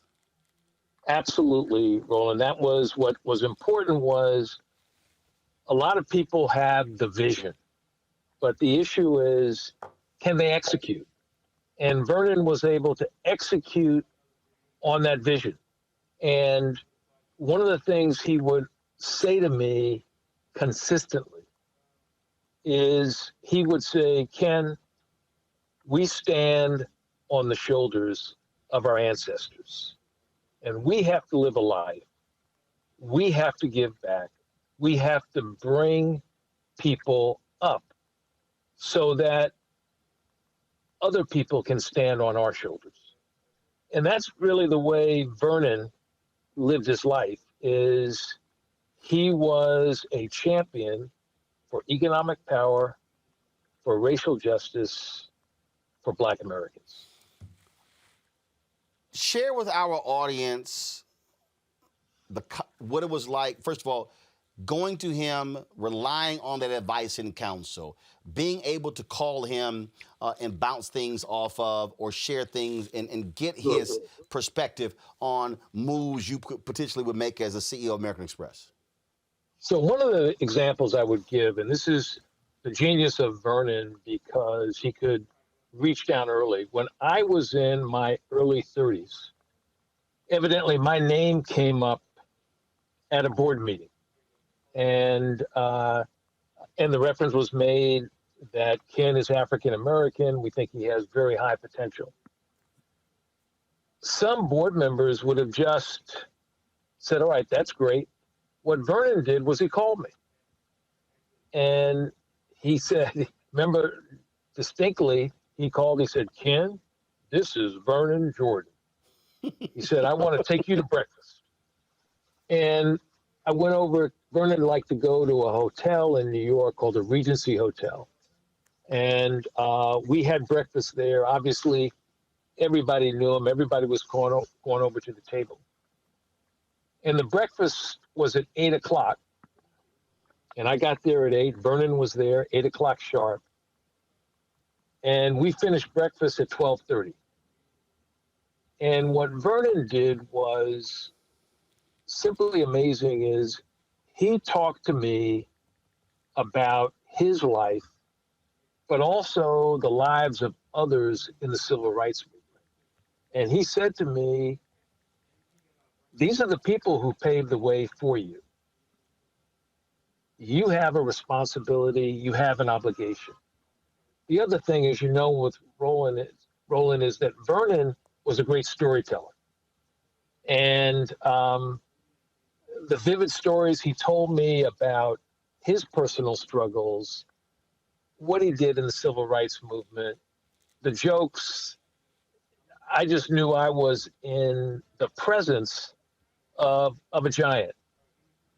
And then what I was able to do through the years is, when I had a challenging decision to make, needed some advice on my career, I went to Vernon. And what's important about Vernon is he was with you all the way. And I took Vernon's advice 95% of the time, but not 100%. And what was important is he respected that. And he was an incredibly loyal friend. And he just had incredible judgment. He was very wise. And what I really appreciated, and I'll just give you one other example, is when I was named CEO. And we had our board meeting, and everyone was seated at a round table. And Vernon passed a note, folded it up to different board members. And I opened the note, and he said, which is what he started calling me, Mr. Chairman, if I was in church, I would say hallelujah. But I think I would scare these white folks if I said it in the boardroom. So hallelujah, he wrote. And that's Vernon.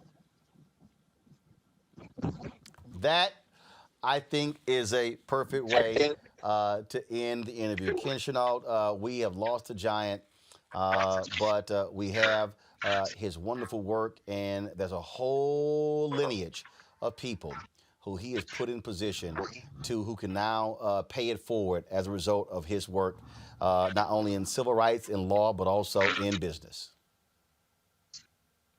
You're absolutely right, Roland. Thanks for giving me the opportunity to talk about a great man. Well, Ken, this is why I created this platform, this digital show, because I watched the other networks. I said, no, we're going to dedicate a whole hour because people need to know who this man was and what he meant. And we appreciate you joining us for this salute. Much. Take care. Thank you very much. Folks, we told you that prior to joining the National Urban League, prior to being on Wall Street, before he even knew President Bill Clinton, before he advised any president, Vernon Jordan was a civil rights lawyer. And the role that he played in assisting our next guest and another student to become the first black students to walk into the campus of the University of Georgia, we welcome Charlene hunter-gault, Roland Martin Unfiltered. Charlene, always good to see you. Thank you, Roland. It's great to be with you. And my daughter is very excited about me being on your program. Well, I'm always happy to hear that. I've known you for years at NABJ. You are one of our pioneers, and it's always great to see you and hug you. I think it was last at Gwen Eiffel's postage celebration, I think. Gwen Eiffel, you see her yes, up there? I see her. I see her over your right shoulder. Folks, first of all, before I get to University of Georgia, just your initial thoughts when you got word that Vernon Jordan passed away. Well, I was able, thank God, to visit him when he was in the rehab hospital in Washington, D.C. I came up for some other things, including Gwen's stamp, and we had a nice meeting.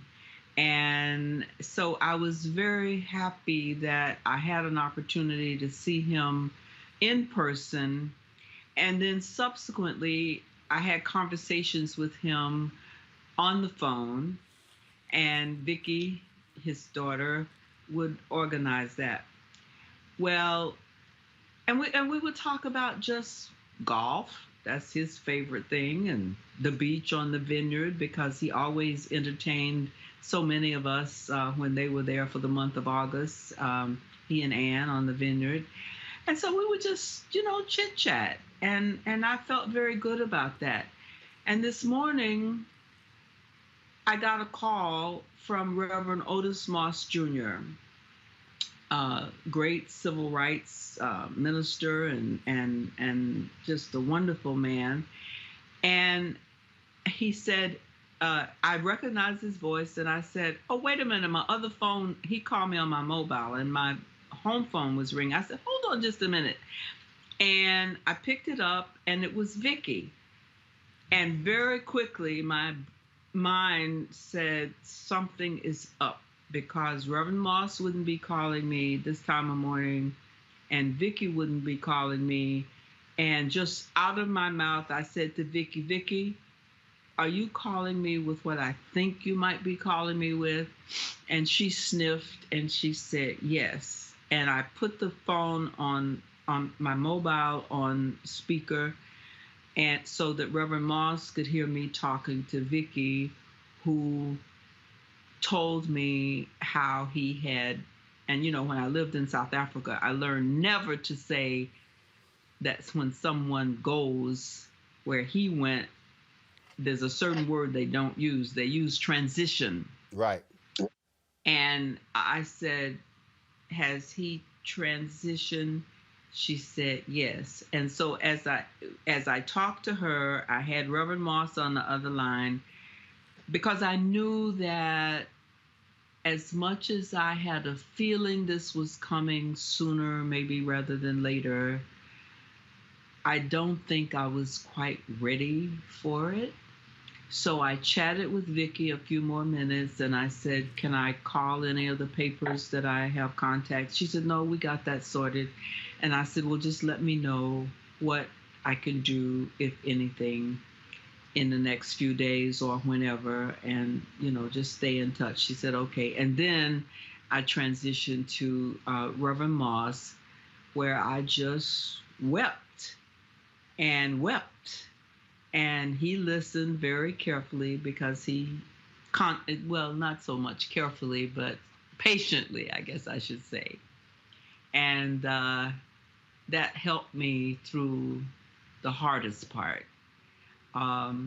Because what I know about Vernon, it is about transitioning. And that's how I have managed to make it through this very challenging day of remembering him. I just remembered him on the PBS NewsHour with Ursula Burns, who was very close to him. And I talked about one of the things I knew about Vernon that we shared. We were both AMEs. I'm a PK, preacher's kid, as Gwen Eiffel was. And we are people of faith. Vernon was a person of faith. And so my thinking about his transitioning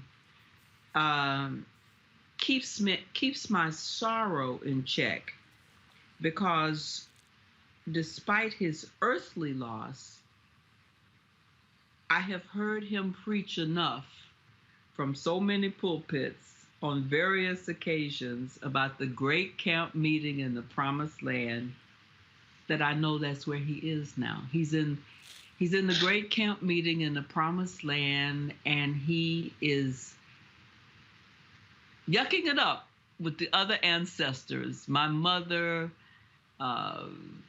just so many others, Mandela, people that he knew over the years and probably helped one way or another.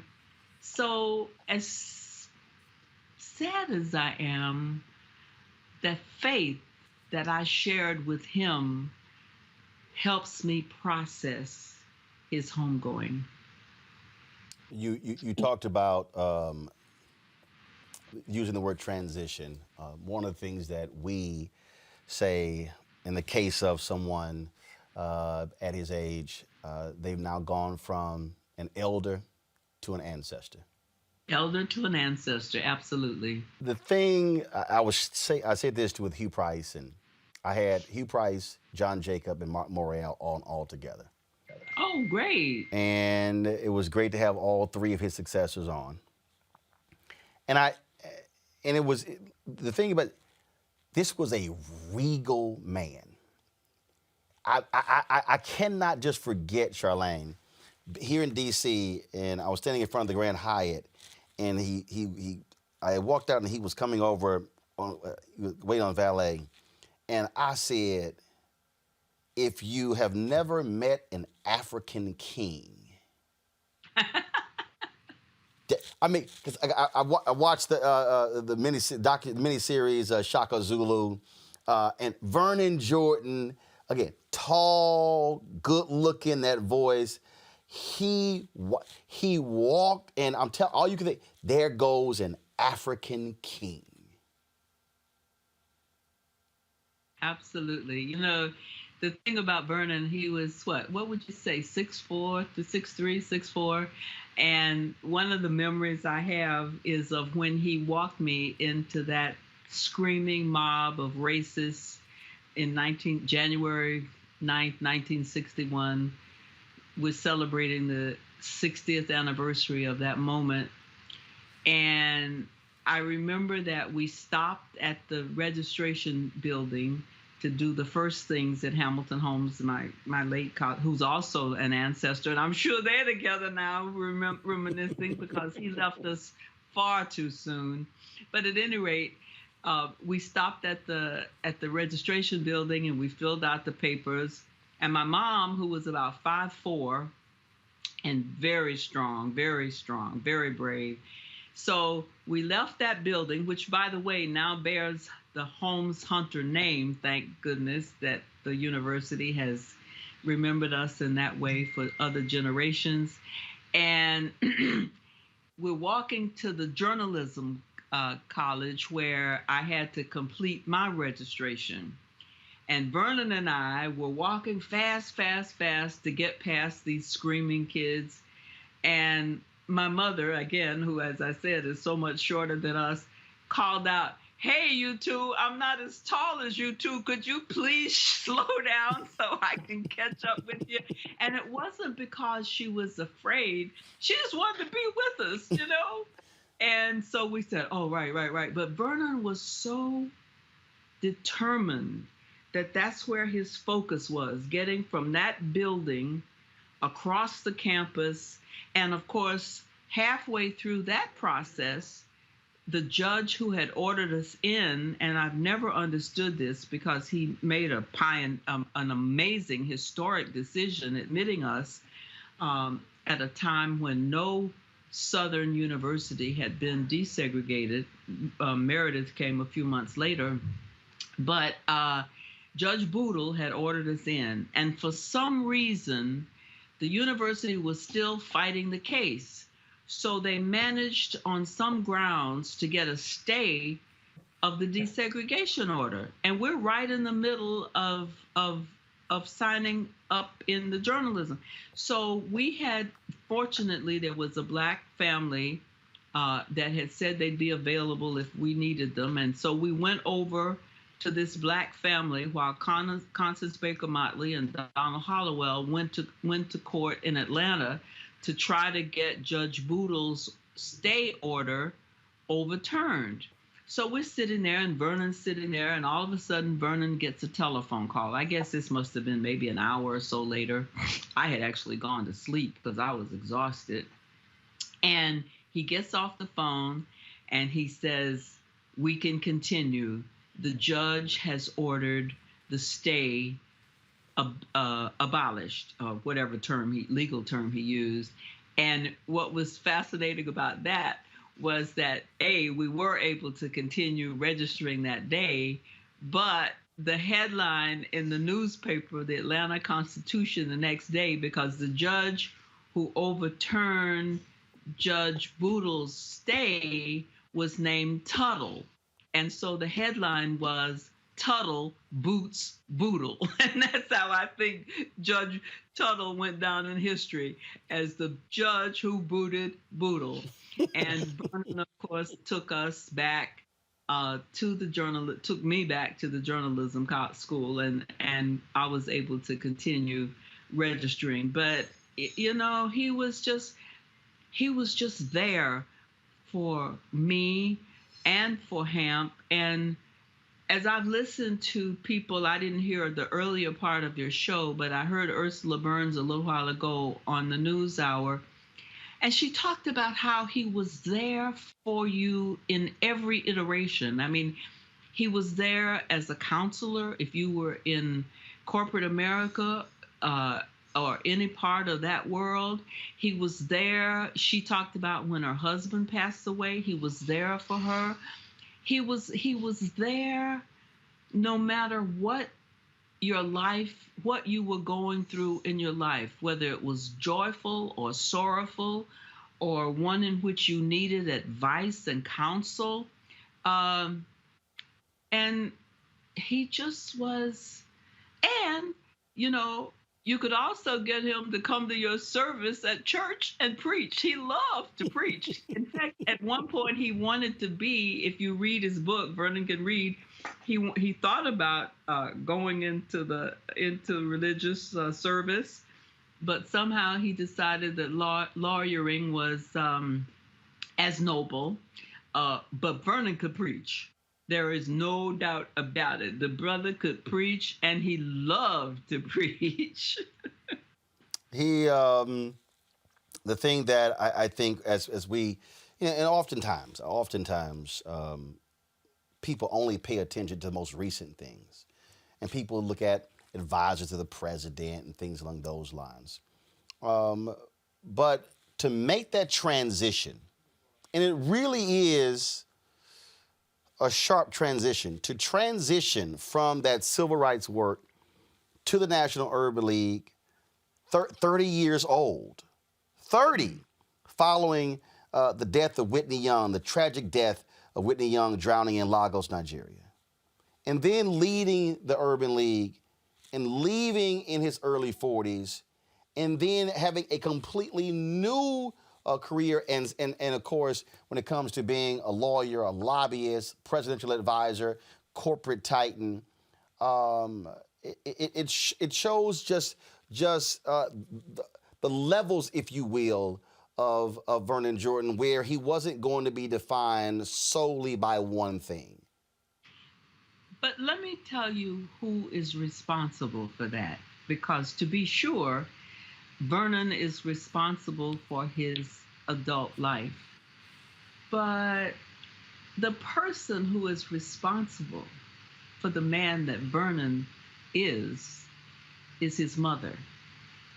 She is the one who created the armor for him that enabled him to just do all the things that he has done. I mean, starting at a very early age. I'm sure somebody on the show must have talked about how they grew up in a housing project, but the way in which she lived in such an honorable existence that it wasn't like the housing project was someplace for poor Black people. It was noble. She created a noble environment for him. When she was a caterer, she catered to white people, and yet she didn't cater to them. She was full of her own, I guess you could say, self-esteem, which she transmitted to Vernon.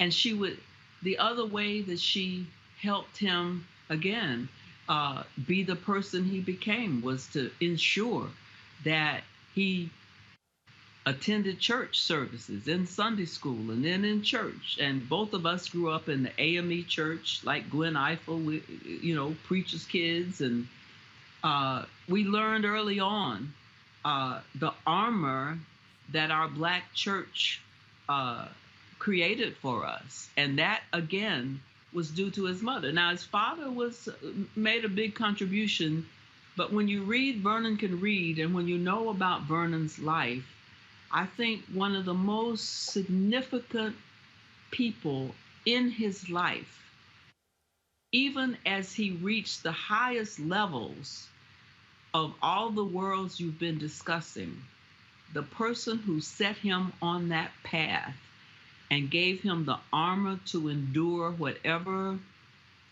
slings and arrows of outrageous fortune, including getting shot that time, whatever slings and arrows of outrageous fortune he confronted, his mother created the armor for him to be able to withstand. And so I want to give her a shout out too. And I'm sure that they are now in the land of the ancestors, just being reunited in a wonderful way. But she was so much the reason Vernon became the man that he did.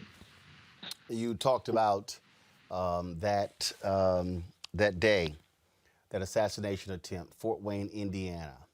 This is the front page of the New York Times. Vernon Jordan shot at motel in Indiana. Wounds are severe. The doctor said he was shot in the back near his spinal cord. Doctor said the wound was so large he could have put his fist through that wound. He underwent a significant number of surgeries, spent 89 days in the hospital. And the white supremacist was found not guilty by an all-white jury. And that white supremacist later said, I am the one who shot Vernon Jordan. You know, you have people like that who are unrepentant, and we must never forget them, because we got a few of them around today. But let me tell you about another one. George Wallace, who stood in the door in his state to try and prevent desegregation. He was a total racist, a total white supremacist. And you know what? There came a time when he got shot. Well, there came a time when Vernon was in Alabama on a panel speaking, and he said that at the end of that panel, he was starting to get ready to leave, and he looked over at somebody in a wheelchair behind the curtain. He could see the person, but he couldn't quite see who it was. And finally, the program ended, and it was time to get ready to go. And George Wallace, the arch segregationist, wheeled himself out and said to Vernon, I had to come to tell you how sorry I am about my past behavior. Now, I'm not, that may not exactly be what he said. I got it. But You're paraphrasing. I got you. Yeah, he apologized. And I think that we can't forget that either. I think that, one of the things that I think Vernon would be saying today as we try to process so much of the ugliness that has come back around, because remember, he did say what goes around comes around, and we have something coming around that is really horrible. But at the same time, we had Vernon Jordan and people like him who said we can't let that turn us around. And so while it might be difficult and challenging, and some of us don't have the answers, but I think we look to our history and to people like Vernon, who worked with so many people of so many different attitudes. He brought people together, and he never gave up on people, which is why George Wallace wheeled himself out in that wheelchair and apologized. Just like years, I think it was some 40 years after the governor of Georgia, Governor Vandiver, had said, no, not one, meaning no, not one black student will ever cross the threshold of this University of Georgia. He said that when the case was going on and he was fighting the case. And yet 40 years later, When Hamilton, they have a yearly lecture called the Holmes Hunter Lecture. Skip Gates just did it with me back in January. But he came to one of those events, the 40th anniversary, and he came up to me, and like George Wallace, he apologized. So I'm not going to give up on these people. Now, some of them that I've seen do some terrible things recently, I don't know. But I really do think we've got to keep on keeping on, working towards a more perfect union, because that's what Vernon believed in. That's what caused him to take the road, to travel the road that he traveled. And people like him who worked with him and who honor him today. People like you, we've got to figure out how to keep this a more perfect union, or at least work towards it in our lifetimes. And you got a lot longer than I have, because I just had my 79th birthday. Happy birthday to me. But I'm so happy that I can celebrate Vernon in the days, because in South Africa they say you celebrate your birthday for every day you're old. So I'm still celebrating. And as sad as I am about Vernon having left us, in a way, I'm celebrating the life that he helped give me. He was indeed an amazing man, an amazing life and career. I'll never forget that moment where there was video of him driving Bill Clinton in a golf cart that caused a little drama, and then the next time they played, they flipped it. Bill Clinton was driving Vernon Jordan in the golf cart. Right. And, people on the vineyard, I've been in touch with them, and they're all saying, what's it going to be like in August with Vernon not being here? But I keep writing back, telling them his spirit will be there. His spirit will be there. Ambassador Andrew Young said this. He says it to me all the time, and he said it to me just last week. We were in Atlanta. He said, people need to stop saying that Martin is dead. He said, because you're not dead when they talk about you every single day. He said, Martin is still with us. He said, he may not be here physically, he said, but the reality is he is still living with us every single day. And you said a few minutes ago, we've lost a giant. No, we haven't. I don't want to contradict you, my brother. I got you. But we got him. We still have this giant. And thanks to you, he's going to live. And I hope this won't be the last time you do a special on him, because we just need to help our children, our children, whether they're now having to do school virtually or if they get the vaccine, get back to school. But I'm sure 85% of the schools in this country don't teach Black history, and we got to change that, because they need to know about all of our heroes, and they need to know about Vernon and people like him, so that if we can teach our children young, maybe we won't have the kind of thing we just had back in the nation's capital at the People's House. Teach our children in the way they should go, and when they are old, they will not depart from you. But you got to teach them, and you got to teach them right. Well, one of the reasons why I created this platform is I didn't have to ask anybody else permission to do something like this.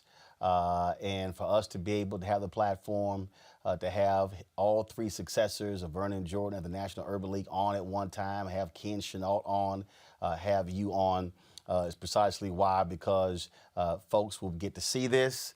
And those who didn't know, now they'll be able to go watch that PBS documentary, go get that book Vernon can read, and do the research and find out the great man and what he represented. Charlene Hunter-Gault, always a pleasure to see you. We thank you for all the things that you've done, paving the way for Black journalists like myself. And always great talking to you. And tell your daughter I said what's up. Thank you so much. It's great to see you, and I hope I'll see you again soon. Indeed. I appreciate it. Thanks a lot. My final guest is John Hope Bryant. He is the founder of Operation Hope. He joins us right now. John, I've talked to a lot of people who have known Vernon Jordan a very long time. You tweeted that you did not know him long, but one of the things that you did is you made sure to tell him thank you. Yeah. Yeah. First of all, I think he loved your show, Roland. He loved that you owned it. He loved that you set the rules, and you speak truth to power, and you do it, without screaming and hollering. You do it. I mean, he was a gentleman's gentleman, right? I did want to say thank you. I did say thank you to him. I got several funny stories. I was just sitting there thinking about the last time I saw him, which was 2019. We spoke on the program together at the LBJ Library in Austin, Texas. And me, Ambassador Young, I think Rep. John Lewis was there, I believe. Mark Updegrove, who runs the library, and of course, none other than Vernon Jordan. And I was thinking back then, I sat there going, "This is the first leader who went from civil rights to civil rights." Roland. By the way, just a factoid: do you know that he was the first CNN interview ever? Yeah, he was in the first about 8 minutes into the first CNN broadcast was a story on him being shot. Right, and President Jimmy Carter, came to visit him. You've got this pantheon of early, what I call civil rights leaders, those who we've gone from the fields to the farms, and the farms to the factories, and that was sort of Civil War, and then we went from the factories to freedom in the streets, which was civil rights movement, and then we went from the streets to the business suites. He did that entire middle passage, Roland. You've got Marion Wright Edelman, you've got Leon Sullivan, Reverend Leon Sullivan, you've got Reginald Lewis, and you've got Vernon Jordan. There are others, but those are the ones who were signature. Marion Wright Edelman was the one that told Dr. King the next movement was about money. That's the reason he pivoted into the Poor People's Campaign, as you know. She doesn't get credit for that, Children's Defense Fund. Reverend Leon Sullivan took us to Africa and served on the first corporate board. Reginald Lewis did the first corporate takeover on Wall Street, $1 billion corporate takeover. Still a lot of money today. He did it when it was unbelievable for a black man to do it. And Vernon Jordan took us from civil rights to civil rights to investment banking, corporate boardroom, and counselor in chief to a head of state, President Bill Clinton. And he did it with finesse and quiet dignity. Whenever I would see Mr. Jordan, he would give me the Jordan nod. And I didn't realize what the Jordan nod was for years, but Ambassador Young broke it down to me. He would see me and he'd give me a nod. The last time I saw him was again in Austin. Roland. The nod was, "Don't bother me. You're already covered. Ambassador Young's got you. Don't bother me. Don't come see me. Don't send me a note. We all got our little posse. Right. Who we bringing up. And I know you covered because Ambassador Young told me. So don't bother me." He didn't tell me that. Ambassador Young told me. I said, "We should have Vernon Jordan speak at the forum." "No, don't bother him. He already told me you invite him. He ain't coming." He said, you my problem. Well, first of all, I'm actually playing the video of you speaking at the LBJ Library where that happened. So that's how fast we move here. You brother. The front row. The thing here, and the reason I wanted you specifically on, because I saw the tweet, because in many ways you also are doing what Ambassador Andrew Young has done, what Vernon Jordan did, and that is to serve as a connector as well.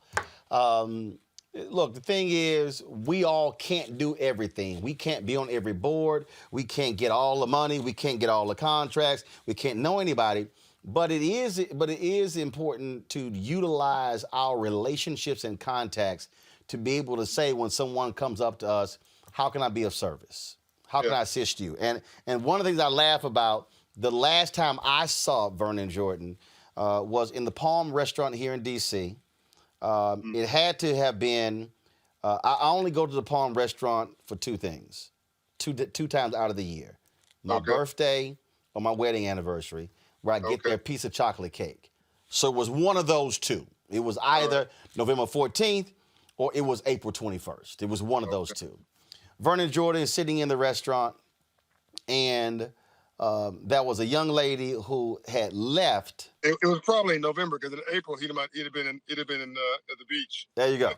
Well, there was a young lady who had left us at TV One, and the job didn't work out, and so she was trying to come back and get hired. And so Vernon, I walk up to him, Mr. Jordan, good to see you. Roland, good to see you. We're talking. And so then he goes, he said, so-and-so, she's one of my mentees, and he starts talking. He said, that raspy voice. Yeah, that raspy voice, that's that raspy, slow voice. You can hear every single word. And he says, she really needs a job. And I said, well, Vernon, she left. And he said, she really needs a job. He goes, she really needs a job, so I would appreciate if you could hire her back. And I'm sitting there like, really? It really wasn't a request. Really? Right. I'm getting the Vernon Jordan squeeze here. And okay, fine, we hired her back. But the point is, he looked out for his people. He never did it for himself. It was always for somebody else. Yep. Yeah. No. And it'll be going on for months now. We're starting hearing about all the people he helped, all the doors he opened, all the folks who he got hired, all the folks whose careers they give him credit for. I'm sure that President Bill Clinton is weeping right now because that was his boy. That was his dude. President Clinton's a friend of both of us, and I love that dude, Mr. President. But he is going through a personal situation now because Vernon Jordan had the character and the courage to do what most people wouldn't do. Walk in any room, talk to anybody about anything, at any time without hesitation, and force you to listen to what he had to say slowly. I got a chance to really observe him work a room at the LBJ Library. Again, it was one of his last really public events that I'm aware of. I was with him for a few hours. It was just masterful, man. He was still the art of the deal, the real art of the deal. The one he didn't write. Somebody else didn't write his book. He wrote his own. And I just don't think that people like that get credit that they deserve. Ambassador Young does not get the credit that he deserves, and it'd be nice to give them their flowers when they're alive. But I think, Roland, for me and you, and for those watching this program, because I was talking to Bishop Jakes this morning, and we were talking about all the graduations of folks of his generation who are graduating. Hank Aaron passed, several weeks ago. C.T. Vivian. It's a passing of a baton in many ways. They're like, look, I did my part. We don't know how long we're going to live, but we dang sure know we're going to die. I've done my part. Again, it was a Jordan nod. Leave me alone. I've done my part. I'm chilling. Go see Ambassador Young. I got my mentees. Now it's your turn, or whoever you are. So I'm watching, everybody watching this, it's your turn. We can't just be about me. We got to be about we. We have to realize that it's us, that we're all tied in and bound up together. And that as you're succeeding, but you're only succeeding in gaining power so you can give it away. That's the only purpose. That's the only purpose that God has endowed any of us with any power, money, wealth, is to figure out how to share that power with others so they can come up. And Vernon did that, and Ambassador Young did that, and Reverend C.T. Vivian did that, and Dr. Dorothy Hyde did that, and Marian Wright Edelman did that, and all these heroes and sheroes. We talk about Dr. King, rightly so, but there's also a pantheon of this whole ilk. This is the way they were built, man. And before COVID, I was concerned. A lot of us Roland. We're just focused on me, myself, and I. Like, I'm tired of talking about me. Now you talk about me. They were selfish and self-centered. And COVID and the 4-year-old social justice reckoning on Black America and the economic crisis and the attack on the Capitol, it's a wake-up call to all of us that you can't self-contradict your democracy. These folks gave their lives so we might have life, but we're going to have to renew this promise daily, which means we all have to get to work, just like they did. Well said. John Hope Bryant, founder of Operation Hope. We appreciate it. Thanks a lot. Love you, man. Folks, these type of episodes, we hate to solely do them when someone passes away, but the reality is that's a fact of life. I hope that was okay. This show was created for us to be able to celebrate our people in life, but also when they transition. So when you support us, this is what you support.